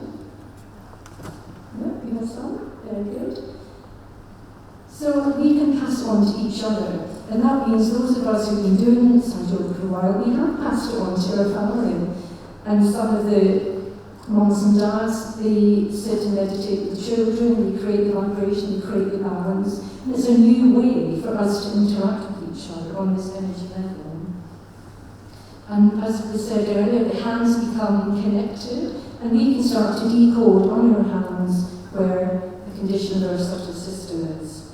Our hands become collectively conscious. It's a term that Carl Jung had created, and he knew there was this beyond, but the centre place that would take us to where everybody has wanted to have that connection for many, many centuries. Artists wrote about it, poets wrote about it. And when this cool breeze is blowing on our hands, thanks to this Vishuddhi, we can tell, as the Noah said, with the Dharma, what is right and wrong. We now have an absolute that we can compare and see that is the truth. Cool is good, hot is not. And even when people have fever or a car breaks down and overheats, that's not good. So cool tells us what is true and what is in connection with the higher power. And at first when we start doing Sahaja Yoga, as I said earlier, the powers come and go. We're never quite sure, is that the window that's open or what? But the more you drop on this power, it comes to the local meeting, start doing it at home, it will develop more sensitivity to it. And that's why some people were able to do workshops on you, because they could feel your own subtle system. So when this chakra is open, it gives us a lot of really lovely qualities, particularly for women. It gives us more self-confidence, the ability to be speakers. Really, without the opening of this chakra, none of us up here today would be able to get up and just talk quite openly the way we do. I certainly couldn't do this before I started doing this yoga meditation. You feel the heart growing, you feel butterflies. But through it, just constantly drawing upon the Mother Kundalini and opening, it doesn't become an issue. And this is a big thing for women, because often we don't speak out too much for issues that are not going right in the world. It also helps us to expose wrongdoing. So we do get people writing to MPs or taking on committee roles and things. And our forebears did that. The suffragettes, they were very vocal in saying this is not right. We need to correct this. And we're really not doing that so much today. It gives us pure and positive relationships in our life. It attracts more positive relationships. We become a bit sweeter in talking. And here's an interesting thing. This chakra, from this chakra comes the ideas of nobility, democracy, freedom, equality, liberty. Because when this chakra is open, we now are aware that it does not mean as an individual. I am collectively conscious. I am aware of my community and that we're all one, and that we all come from that same source, really. And that's where we get this feeling of community, of society. And that's where I feel maybe a lot of women, myself, or my sisters, my own family, and ladies I meet, they make me feel that, but they're not able to act upon it, because this power can get blocked. And when it gets blocked, then this is where we get political problems. We feel individual. If we talk too much, it's the right issue. If we talk too little, it's the left. If we're too shy, it's the left. If we're too aggressive, it's the right. So you can see again how simply this can be codified. Also, there's a little chakra here, right between the eyebrows, called the Hamsa chakra, and this directly relates to here, in that it gives us discretion and discrimination, tied in with that guru principle of the void, which is knowing right and wrong. And I think as women, if we know right and wrong, then we actually could be quite confident, especially if we join with others, which we're doing today. But in a very nice, centred and sweet way, but powerful way, because we can now give off vibration. When this quality is open, it gives a bloom, and it gives us a sparkling eye. And this is another thing for women, the idea of beauty becomes more physical attraction. And another time I was in the television studio with Shimataji, and it was GMTV. Do you remember Lorraine Kelly? And she used to interview Shimataji, and she said, "Oh, that's great, Shimataji's coming on, oh, I look forward to meeting her." But prior to that interview, Lorraine Kelly was interviewing Dido, who was a pop star at the time, very, very physically attractive lady, low-cut dress, flicking her hair, and so on. And all the cast were very enthralled by this, until gently, Shimataji arrived, we were with her. Slowly, the crew just couldn't hold their attention on this pop star, and they kept getting drawn towards Shimataji, who was just sitting there, clearly emanating most amazing vibration, just sitting. But in theatre, I'm a director, this is what we call presence. When this actor is on stage, even with their back towards you, you cannot take your eyes off them. They're so compelling. And actors know this is presence, and they know it's a vibration, it's an energy. It's the energy you have when you're centred, but aware of the layers around you, of who you are, where you are, what you're doing, but totally connected to who you are. And actors would love to have that. Many of them do. And to have that presence, certainly Shimataji had that day. I saw it in action. And that's why we saw this is real beauty. Real beauty, not these physical things that we concern ourselves with, or on the outside. And just one last thing, that when this chakra is blocked, just quickly, who would say that, apart from the professionals here, who would say, oh, I can sing, I'm good at singing, I can sing? Oh no, not that. Well, this is the problem when this chakra gets blocked, it gives us an inability to sing. Now, of course, we know when we sing, it can open the heart, keep us in the present moment, and a choir master I know said when people sing together, their heart rates all come to the same level. Who does that?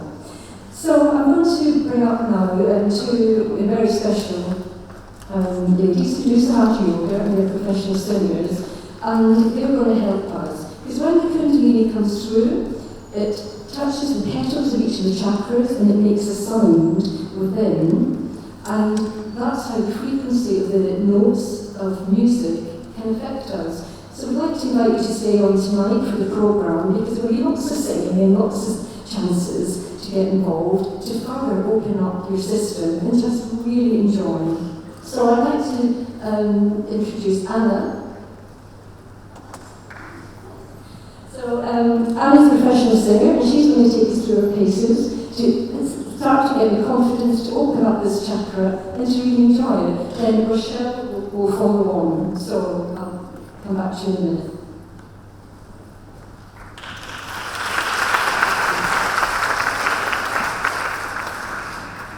Good afternoon to everyone. I'm very happy to see you. Today I want to talk about the sound.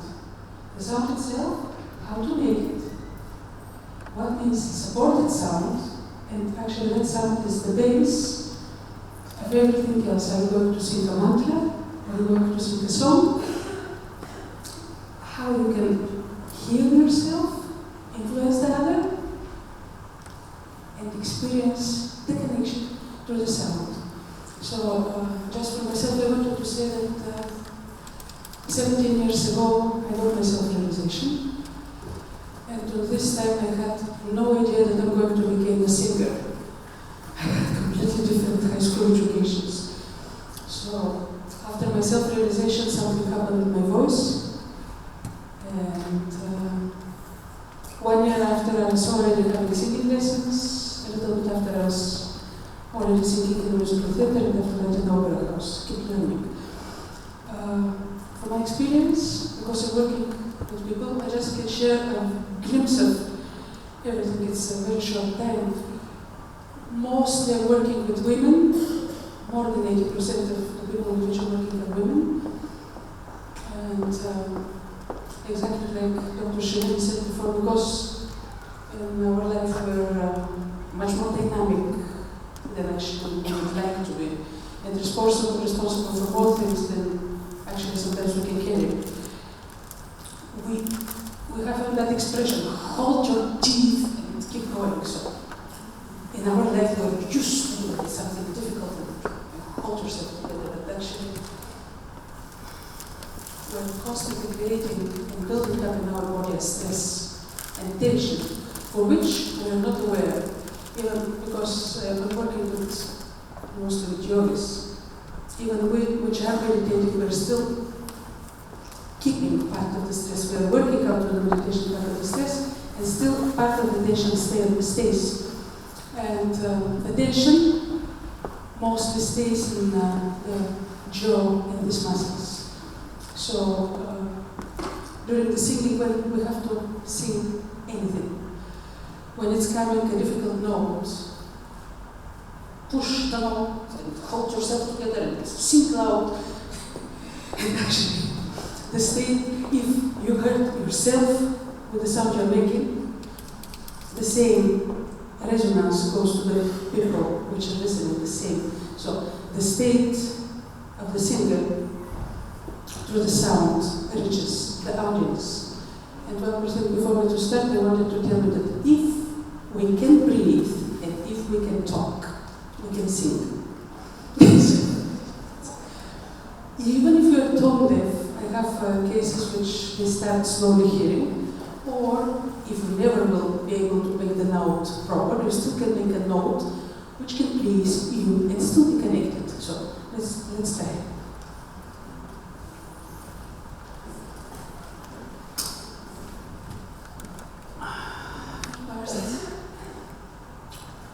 I could tell you so much, but just try to go through the sound. First part of the sound is the breathing. So better close your eyes. And when you breathe in, you need to have the feeling that you're smelling a flower. So, whatever I'm going to show you is possible to be used in every style of singing. It's not about the style. I'm working with people from every style. It's about a way of connection and support. And you can have supported sound with every style, with every singer. And the sound which you can experience helps not only for your shoulder, but helps for the whole state. And by the way, on the moments when we sit with inspiration, we know it's not a new feeling, because most of us, even if we're not singers, we had these moments when we sing and it's just like not we're singing, just it's happening and you think that you will never have it again. So this is the way that we should sing. And exactly, it's not that you're going to make the sound. You need to let the sound to happen, to pass through your body. Because all that way to control ourselves, all that tension which are building in our life, the way that we're building the stress that we cannot express exactly the way that we feel because we cannot open ourselves so much in front of people, which we don't know or have more. And we cannot exactly say what we think. So all this, I don't mean that you have to behave in a manner. Just one. But all that type of the etiquette and our behavior has the places of stress in our body. And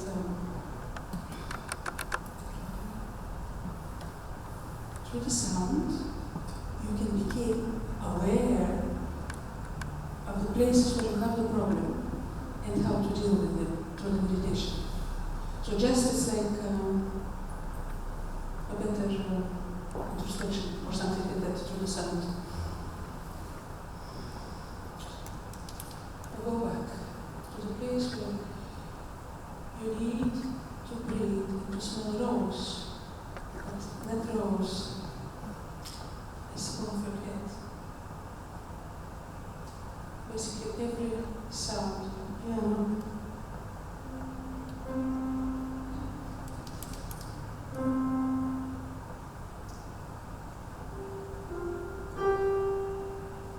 this is higher, not only in the piano, this is higher of your head.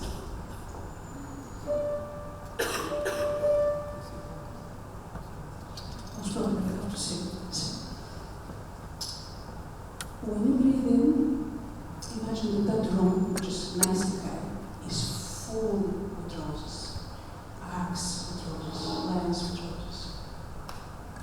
Second, which is very important, is to search for your self-esteem, because in our life of busy women, sometimes or most of the times we forget. And self-esteem is part of the qualities of the Vishuddha. So you take your breath from the nose, you just go down. You're not singing, you're not speaking. When you breathe in from the nose, you have to smell it and have a sound which is not in the nose. The air from the nose should pass the throat and go down in your stomach.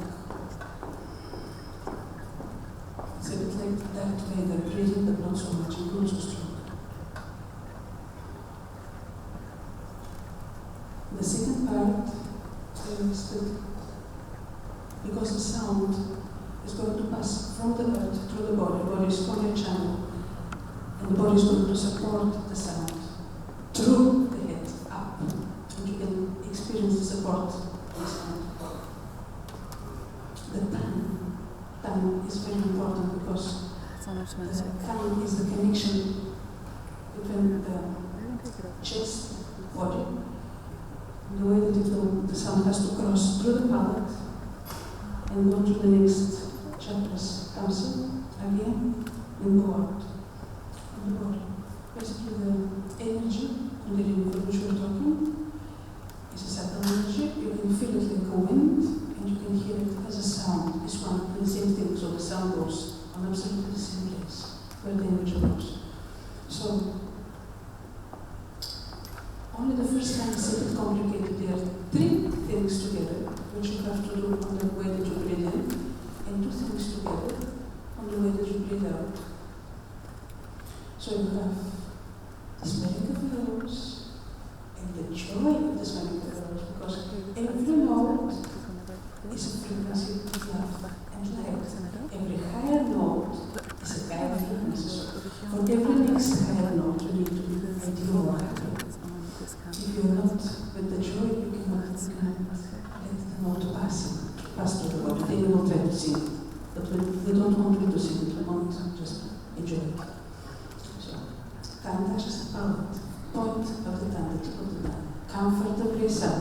Lips are comfortably touching, teeth are not touching.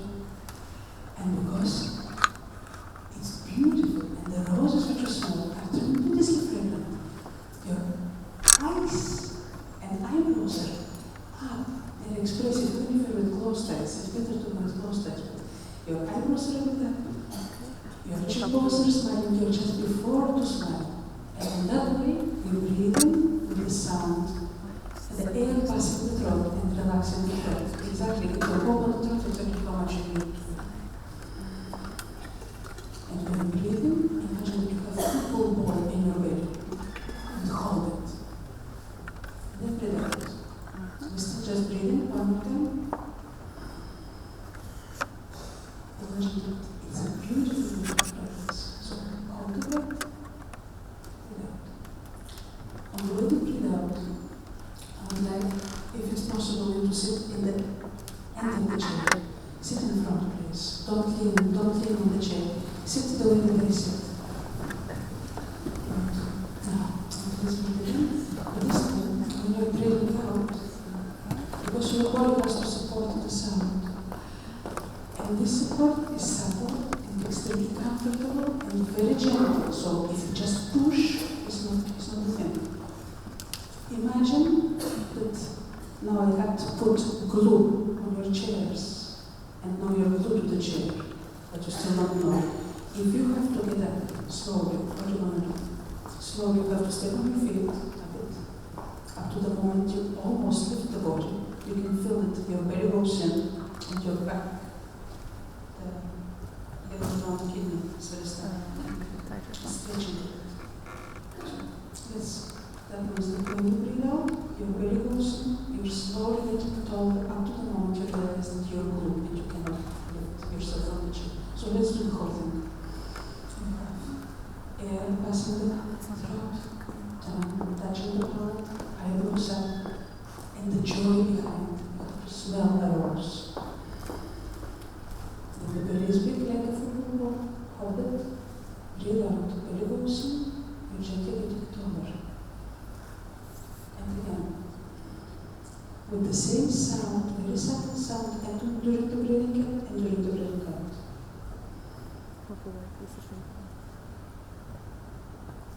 And when you breathe out, this 2 times slower. When you go slowly in, you're slowly getting taller. Now, if you have to make a sound, if you have to describe the fragrance of the rose with a sound, and if the rose doesn't help, I'm using cake, it should be breathe in and hold it. The way that we did, everything the way that we did so far. Breathe in and hold it.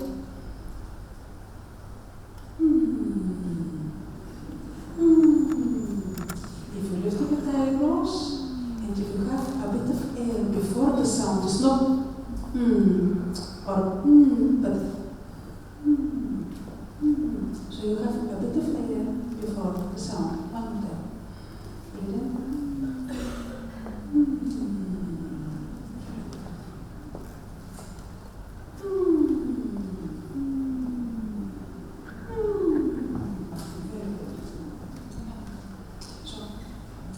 From the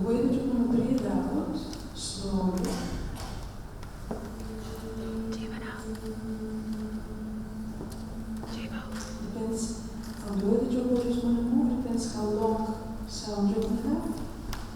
And during the length of your sound, you can try to follow the sound with your attention higher and higher. Look at the ceiling, look how high it is. Have idea of the highness of that roof of that ceiling. You need to cross it with your sound and with your attention.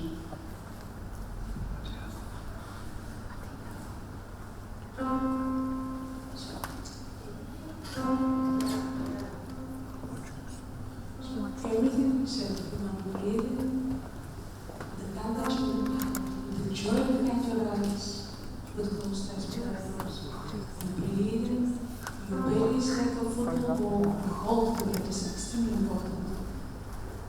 And then when you breathe out, you have, first you have the air, then you have the sound, but also you're getting taller.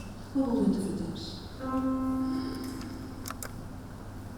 Matthias, she's sitting in the dark. Is there any way you can turn more light? And she's reclined and she's quite in the dark. There's not much space to where she's sitting.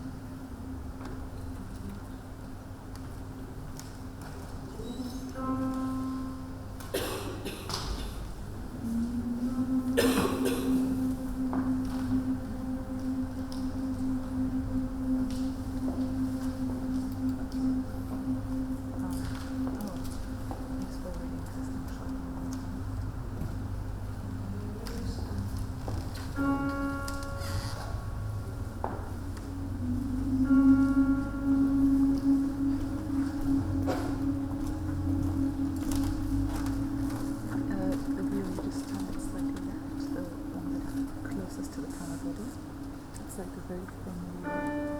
Just turn it to your left slightly.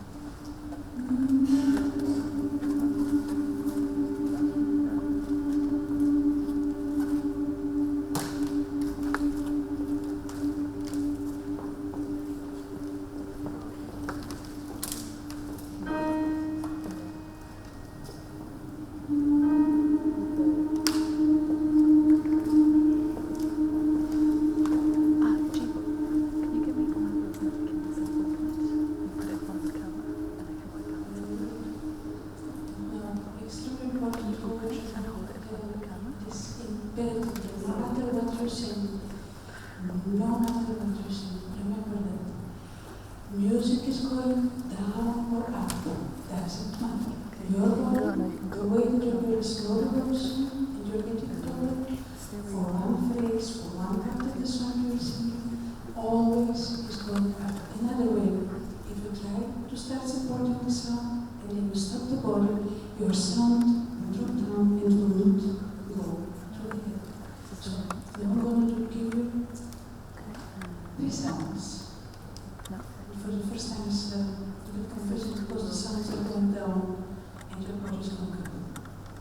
But after you sleep tonight, tomorrow your body will take the information, that information. You will say, if you try to do it on your own, it will be more easy. Okay, 3,500 done. 3,500. So, I would like, because I need you to work with your stomach, with your diaphragm. The sounds, I don't want that. I don't want that.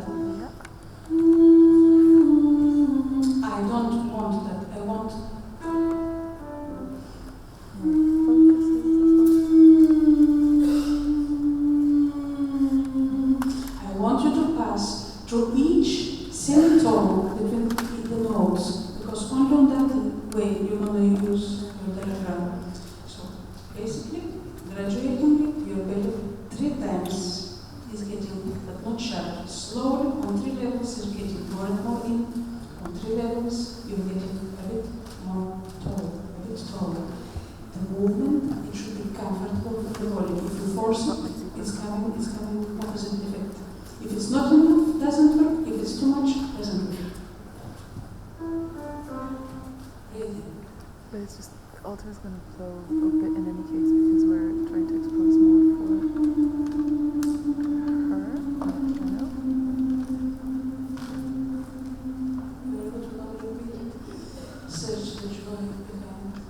15 minutes left.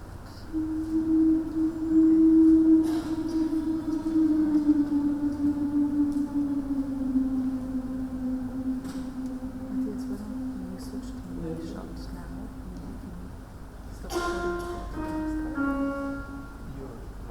yeah. Oh, so I'm live. Okay, so maybe Anandia, you might just want to stop recording and then click the slot select button. Alright, so when you look at the back of the camera, you see where the SD cards go in. That's at the bottom of that is slot select. Alright, so you stop recording, then it's on your right. The big button on the right, close to where the handle in the camera is. Okay, because exactly this is the way you're going to enter to house with the sound and be able to pass after that drop. Click the slot select. After the shooting, So your slot B should appear now. Okay. And then you can start recording again. China is now, so if you're trying to enter with volume, you will never get it. That's why when you have a high note and you try to take it loud, you can never pass to answer because the vibration, the sound that you're hearing is too big to pass through. So that's why first turn very quiet and then you can increase the volume. One more time.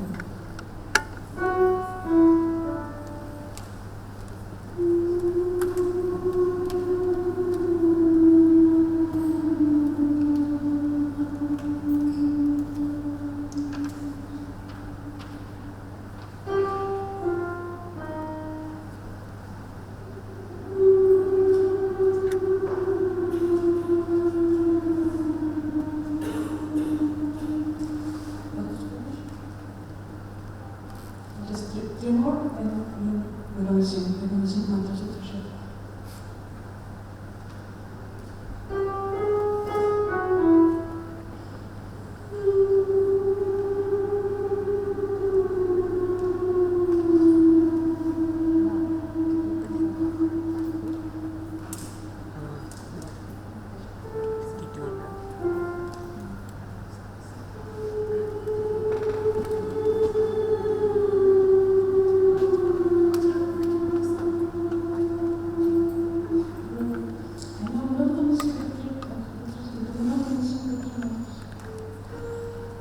Very gently, you have to enter. Only that. On the level of the note. Good, breathe in. Because if you enter, after that you can sing it.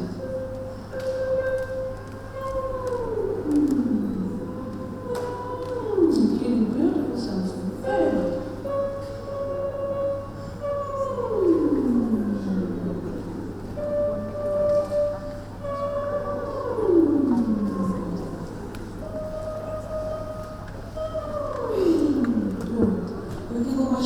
There's no time to do it. It is a pleasure to share that experience. So check the over your head because now you should be able to feel the vibration stronger. Oh, let's see. Appreciate.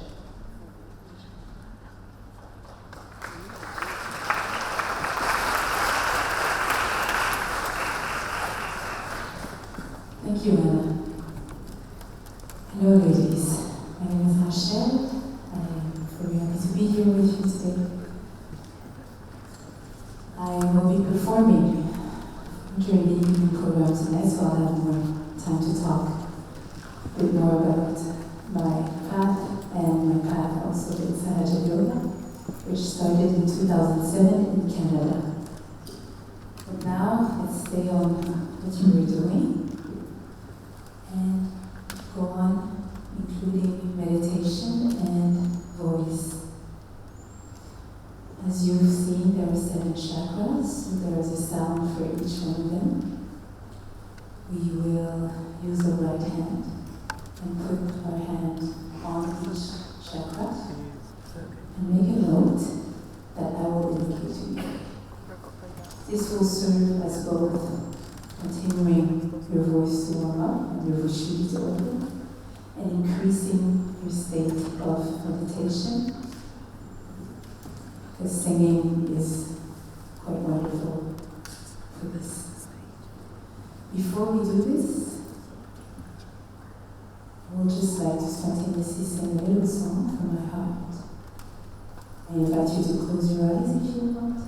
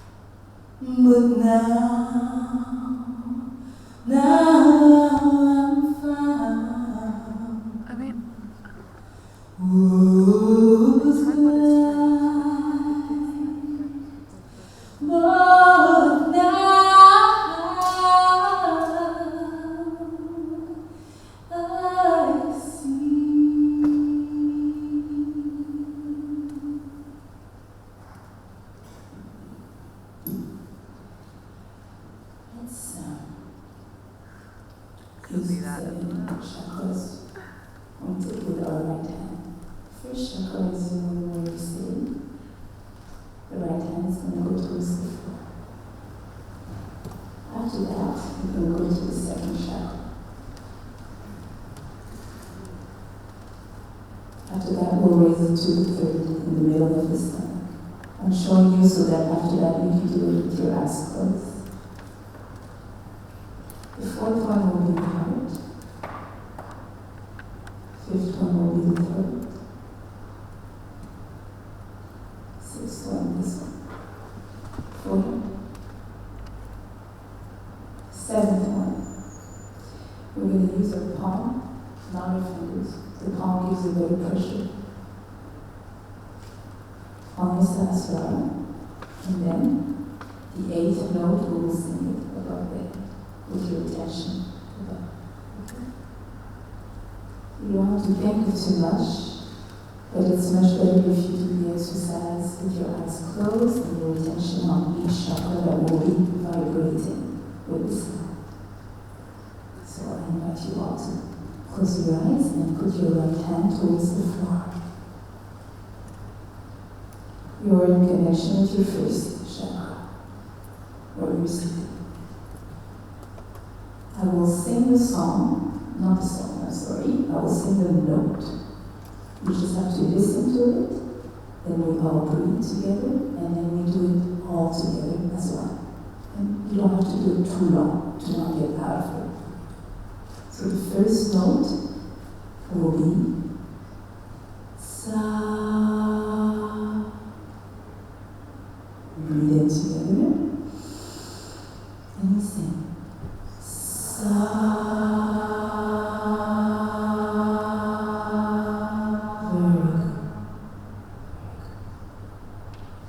Attention to your second chakra under your belly. Put your hand there. The next note will be Re. Let's put it together.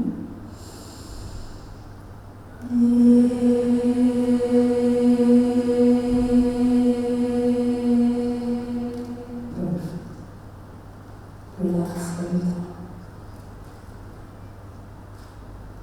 Have your attention in the middle of your stomach. Put your hand there, relax it.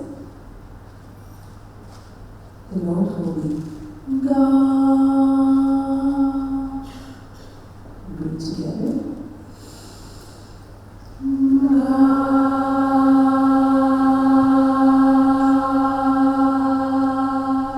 Very good. Try to keep the exercise that exercise, so really focus inside. Feel your center vibrate. Now, use your hand on your heart, but press with your right hand is better. It's not so important, but the right hand is better. We'll explain why. Press so that you can feel your heartbeat. Here, the note will be, please close your eyes so you can be in connection. The note will be ma. So we stay with the mouth closed on the M before we open. You breathe.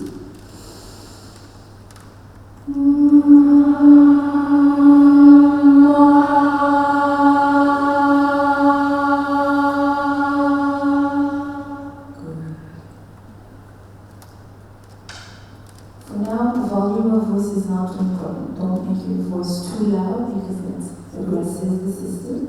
Keep it meditative. Let's go on the throat. Relax your neck and your shoulders. Here the note will be pa. And try to be pa and not pa. Breathe.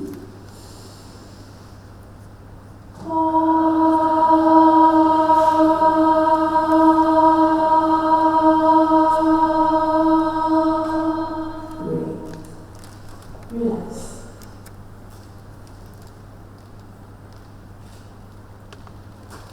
Let's go to the forehead. With your full hand, grab your whole forehead.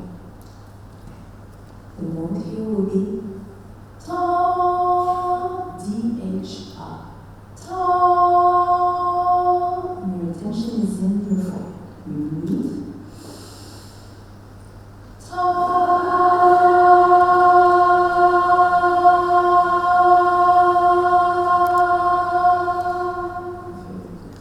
Relax the shoulders, the face.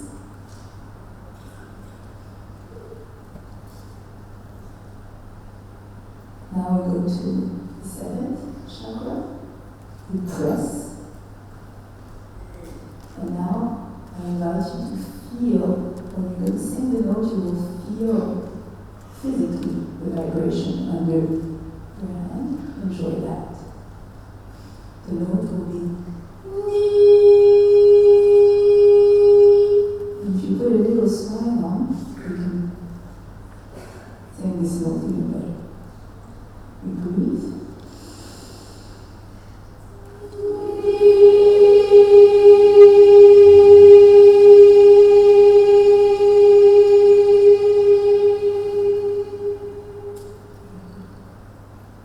And then from here, stay connected to where you are pressing. And slowly release the pressure. Slowly release the pressure and bring your hand up. Follow your hand with your attention. Relax the shoulders, the neck, the face. Put a smile on and we're going to send the last note where the hand is. Sa. And it will work much better if you see. Breathe.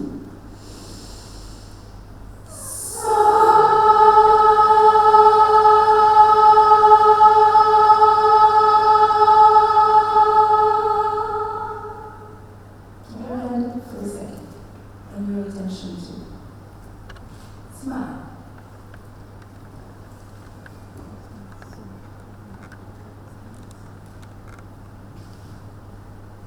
It must be getting easier and easier to keep your attention high.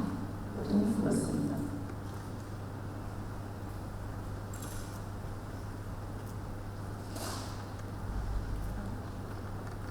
Keep smiling as this is a very joyful experience. The Kundalini is pure love, but it's also pure joy. You can bring your hand down. For 15 seconds, just close your eyes and enjoy the silence. I'll be back.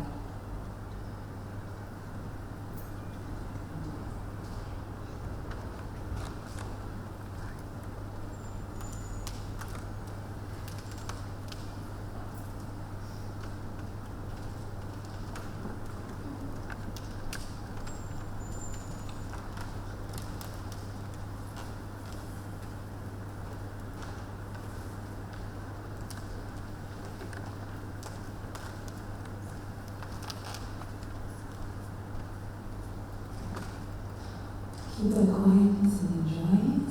Open your feeling. I'll sing a beautiful song that is not only beautiful for the heart, it's a song about the Kundalini, and it's a song also about this lovely woman that we all love deeply in our hearts, for the gift that she has given us, for showing us what we have inside. It's called Nirmala Ma, that means pure mother. It talks about the feminine, all-pervading power of love, divine love everywhere, that we women do feel a tiny bit more. That we have a great gift to be able to carry it and spread it. I will sing, and with time, very easily you'll start getting into the song.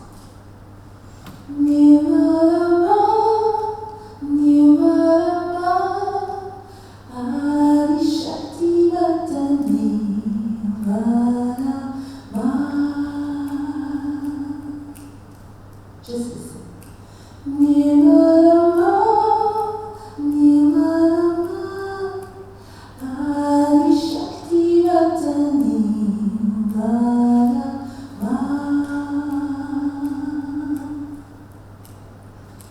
Truth and liberation, love and understanding, joy and inspiration germinate in all of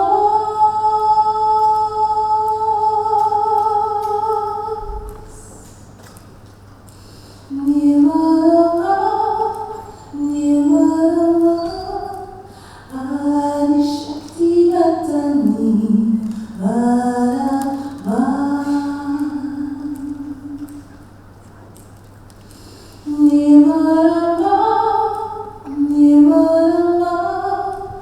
Adi Shakti Vatani.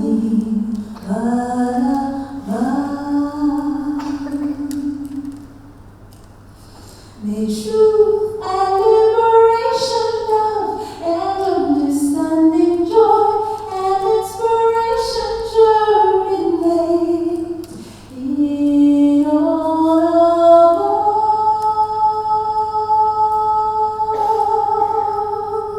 us. You can sing the refrain with me, Nirvana.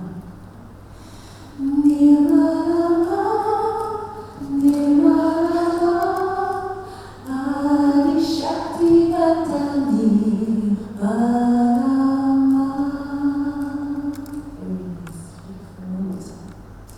Nirvana, Nirvana, Adi Shakti Vatani Varama.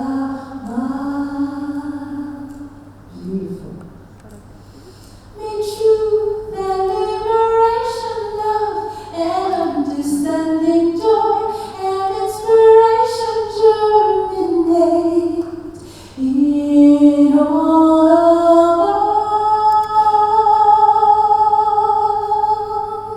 us. Sing with me, Nirvana. Nirvana, Nirvana, Adi Shakti Vatani Varama. Beautiful. Put a smile on and see your pencil. Nirvana, Nirvana, Adi Shakti Vatani Varama. Beautiful. One more time. Everybody should try. Nirvana, Nirvana, Adi Shakti Vatani Varama. Beautiful. One last time. Nirvana, Nirvana, Adi Shakti Vatani Varama.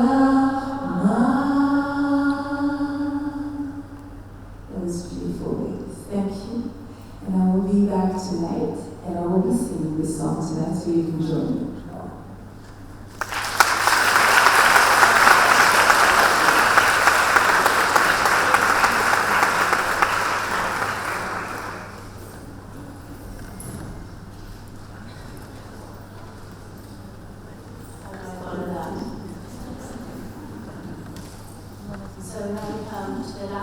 centres of this subtle system. The centre here in the forehead, trachea.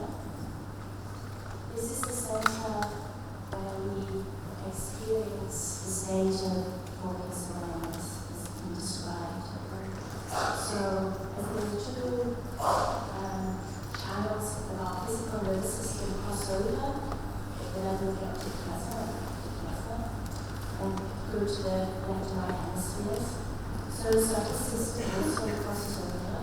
This is the point where this fantastical third eye and his center is. The quality is forgiveness, as we've been describing. So sometimes people say, why should I forgive?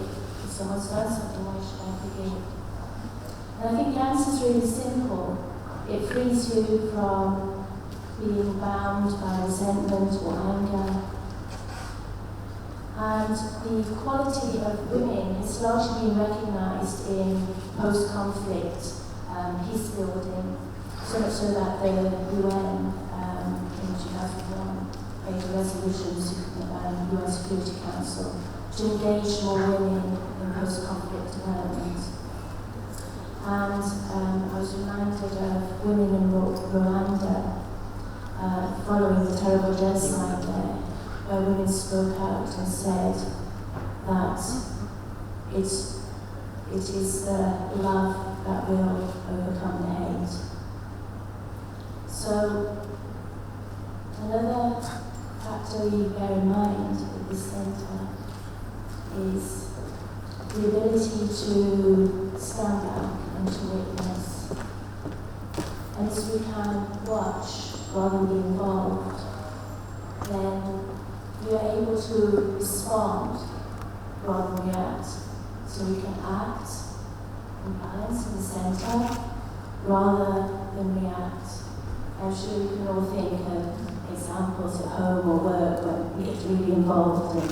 And the ability to be able to stand back is what enables us to have a sense of balance and to respond. As the hub of the thoughts aside, and we experience some space between the thoughts, the Kundalini, second energy, rises to the next center, the seventh center, the Sahasrara. This is the center of integration. All the qualities that we talked about come into our conscious awareness. And this can be described as the evolution of awareness, as we are conscious of our innate being or inner qualities. So I was asked to say a little of how we integrate ourselves and our ability to be our awareness with how we are able to put forward or the values that are important to us in society.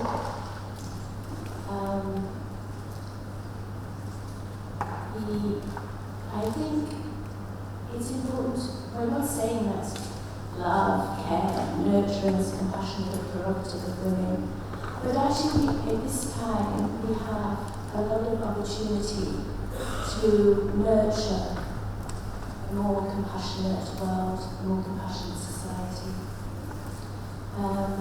In the global north, yes, opportunity perhaps for many, not all, but for many, is there to do so, whether we are in policy making, directing resources to projects, whether in finance or politics. The fact that this opportunity is not available for everyone is very much part of the 2030 resolution or agenda for equality for women, framed in Sustainable Development Goals, which are to advocate for a rights-based approach for women for equality. So Conflict and violence are complex issues, not least for violence against women. But what is the bridge that brings us from our ability individually to advocate for change and that in the global, national, global arena? And I think it comes back to the heart. It's our heart. The frontier has been described out as our heart and mind. So, I'd say, for example, expresses in, if you want peace in the nations, you need peace within the nation. If you want peace within the nation, you need peace within the towns. If you want peace within the towns, you need peace within the homes. Peace within the homes, you need peace within the heart. And Shivataji expressed this as, we cannot find peace unless until we have peace within ourselves. So we come back to the realization of our own strength and our own innate qualities, and the importance it is that we direct these values to culture, to shape, to nurture a world based on understanding and tolerance, love and compassion. It's actually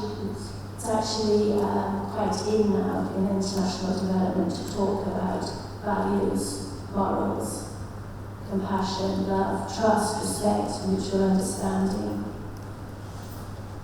So, the theme for this year's International Women's Day is Be Bold for Change. That's the theme. So, as I was driving here, we had to take a detour, and there was a big billboard which said transformation. It said, let the transformation begin. We've talked a lot about love. Love is the transforming power. So it's time for the transformation through love. So let us just to come back to our Saraswara, the seventh center, the crown center. In the center here, it's called the Brahmarandra, is the heart. All the qualities, all the chakras are represented again in the seventh center. And the heart is in the center. So let's put our attention again here. And for a moment, let's just be aware of the quality of the idea over here.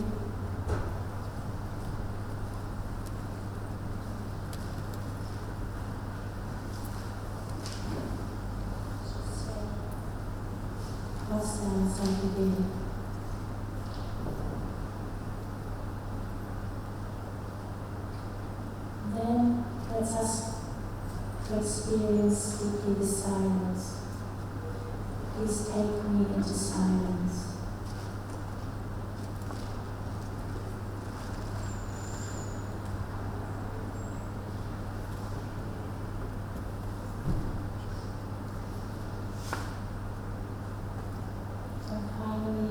We can ask, please establish my self-realization.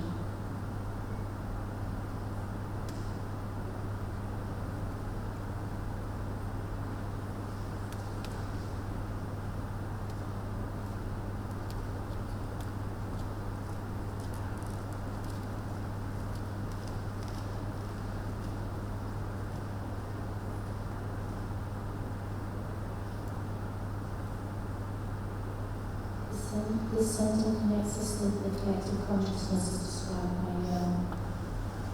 We feel as though a drop dissolves in an ocean. We feel the ocean of compassion, the ocean of peace.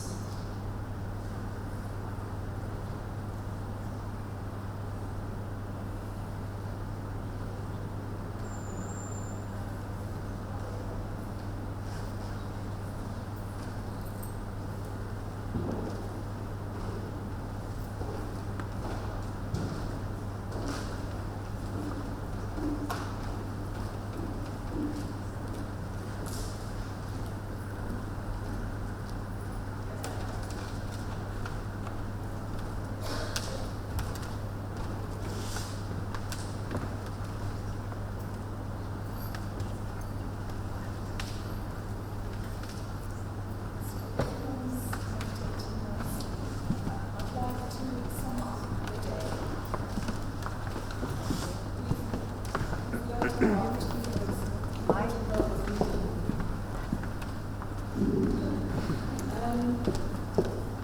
like to sum up about the day.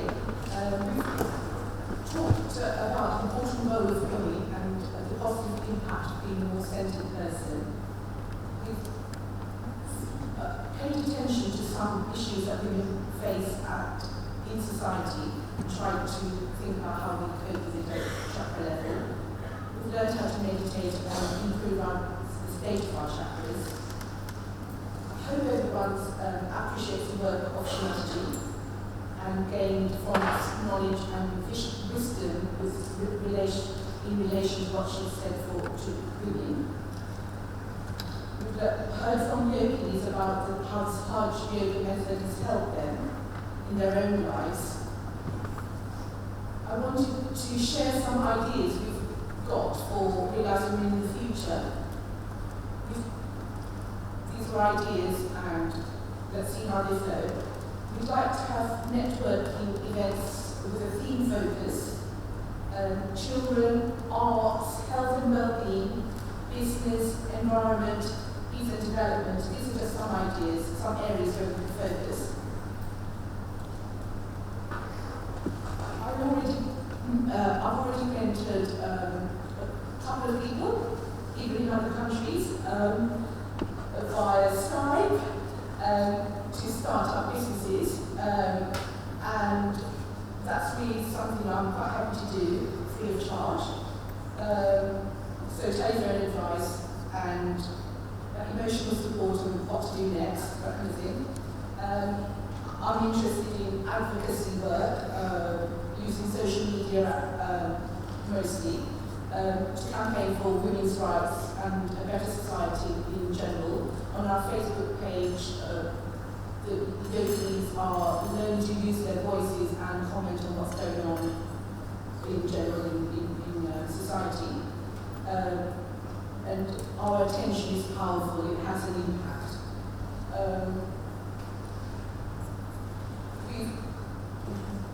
Just with this event, we've had requests from USA and interest from Belgium, Sweden, Russia, Ukraine, so to hold similar events. And I know that Italy and Turkey held events on International Women's Day. We've had, my husband works in the UN in the Congo.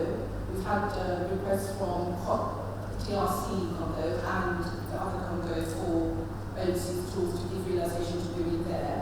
So hopefully, now we've worked out a format for the day, that's something that can actualize.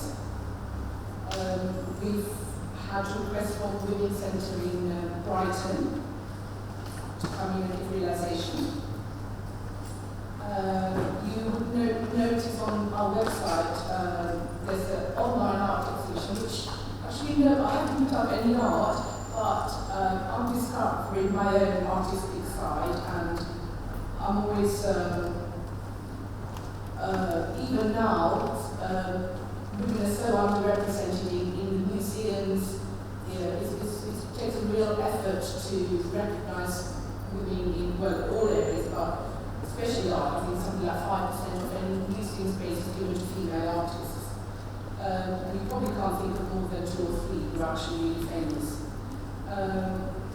We've gathered quotes from Strategy to hold this event. We'd like to do a book with those quotes, but also from other famous women and from ourselves, from our own wisdom. The young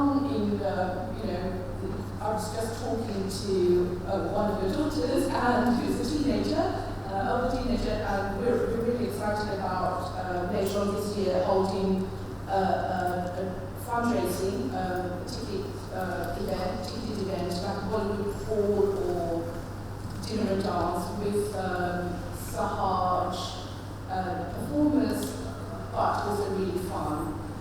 So lots of ideas. Hope you'll support them all.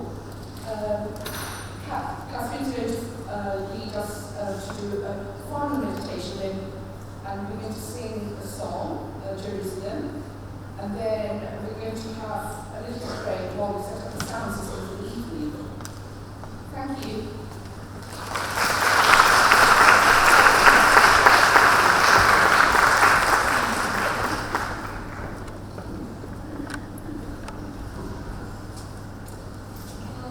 wonder how to end the evening, and we felt it would be appropriate to end with song. So I think we'll do the song first, and then after that we just sit and just let this amazing power of vibrations flow through us for the last time together today. And the song we felt appropriate, suggested by one of the ladies who meditate. She said, there is only one song you can sing, isn't there? And when she said it, we said, yeah, it really is that only one song. And the reason why, because it's very relevant, not just to us as women, but to us as the role of women in society, with the men, or brothers, or fathers, or husbands, and how the two must join together to have equal partnership. But with the woman being the power behind the family, the man guiding them, she has more powers, in fact. So the song is And Did Those Feet, Jerusalem, commonly known. And the reason why that's more poignant for us, although it's the national anthem, or the unofficial national anthem, it has a very patriotic feel to it. And this is not how it was originally intended. First, it was a poetry written by William Blake, who lived 200 years ago, and is still even pretty much unrecognised today by many people, because he's living he's in an unmarked grave up in Bunhill Fields at Old Street, still cannot get a memorial to him. It's ongoing. And not the way to treat a national poet who foresaw this time when we would come together, get our awakening, and be able to raise up society. And so a little bit about the poem. 200 years later, Robert Bridges, the poet, approached Hubert Parry, a composer, to say, can you put some music to this lovely poem by William Blake? Because it's now, we're in the middle of the war, the First World War, morale was really low, and we're kind of losing at that point. And we wanted something that people could sing together, a jolly tune, people could sing together and feel uplifted. So Hubert Parry, a classical composer, was very pleased with the tune that he was able to match the beautiful wording of the poem And Did Those Feet. However, he was not so happy that it became really ultra-patriotic, because he felt the song was much more subtle, more spiritual than that. But at that time, it was the National Union of Suffragettes approached him and said, we like this song to be our anthem, because we are fighting for the vote, for women to have a voice. And Parry said, hey, that's a great idea. If you can get the vote and sing and feel good, that's fantastic. So he gave them the copyright to sing it. That copyright passed on to the Women's Institute, and I'm afraid they kind of grabbed it as their own now. Or not, because we know that the song gets sung as an anthem at rugby matches, and even all the three political parties have sung it at their conferences. So there's something special about it. And this is why we felt not only does it uplift, but it really talks about a new age. So Albion, that is mentioned in the poem, is a universal man, and he's also England. In the same way, Jerusalem is his feminine power, his emanation. And she is a city, like the city of Jerusalem, and she is a female. And what happens in the mythical story of Blake, when Albion falls from grace, he gets caught up in the mundane world and he banishes Jerusalem, his feminine power. And then the forces of reason and capitalism and materialism, they assault Jerusalem, the feminine power, and she's in a darkened room, silently weeping, while Albion is constantly struggling with this man-made world that he's pushed himself into. But the song finishes with the day when Jerusalem, the feminine power, unites with the Albion, the universal humanity. That's when the new Jerusalem will be built. The Jerusalem of utopia, of Eden, of harmony, of peace, and it can finally be re-established here.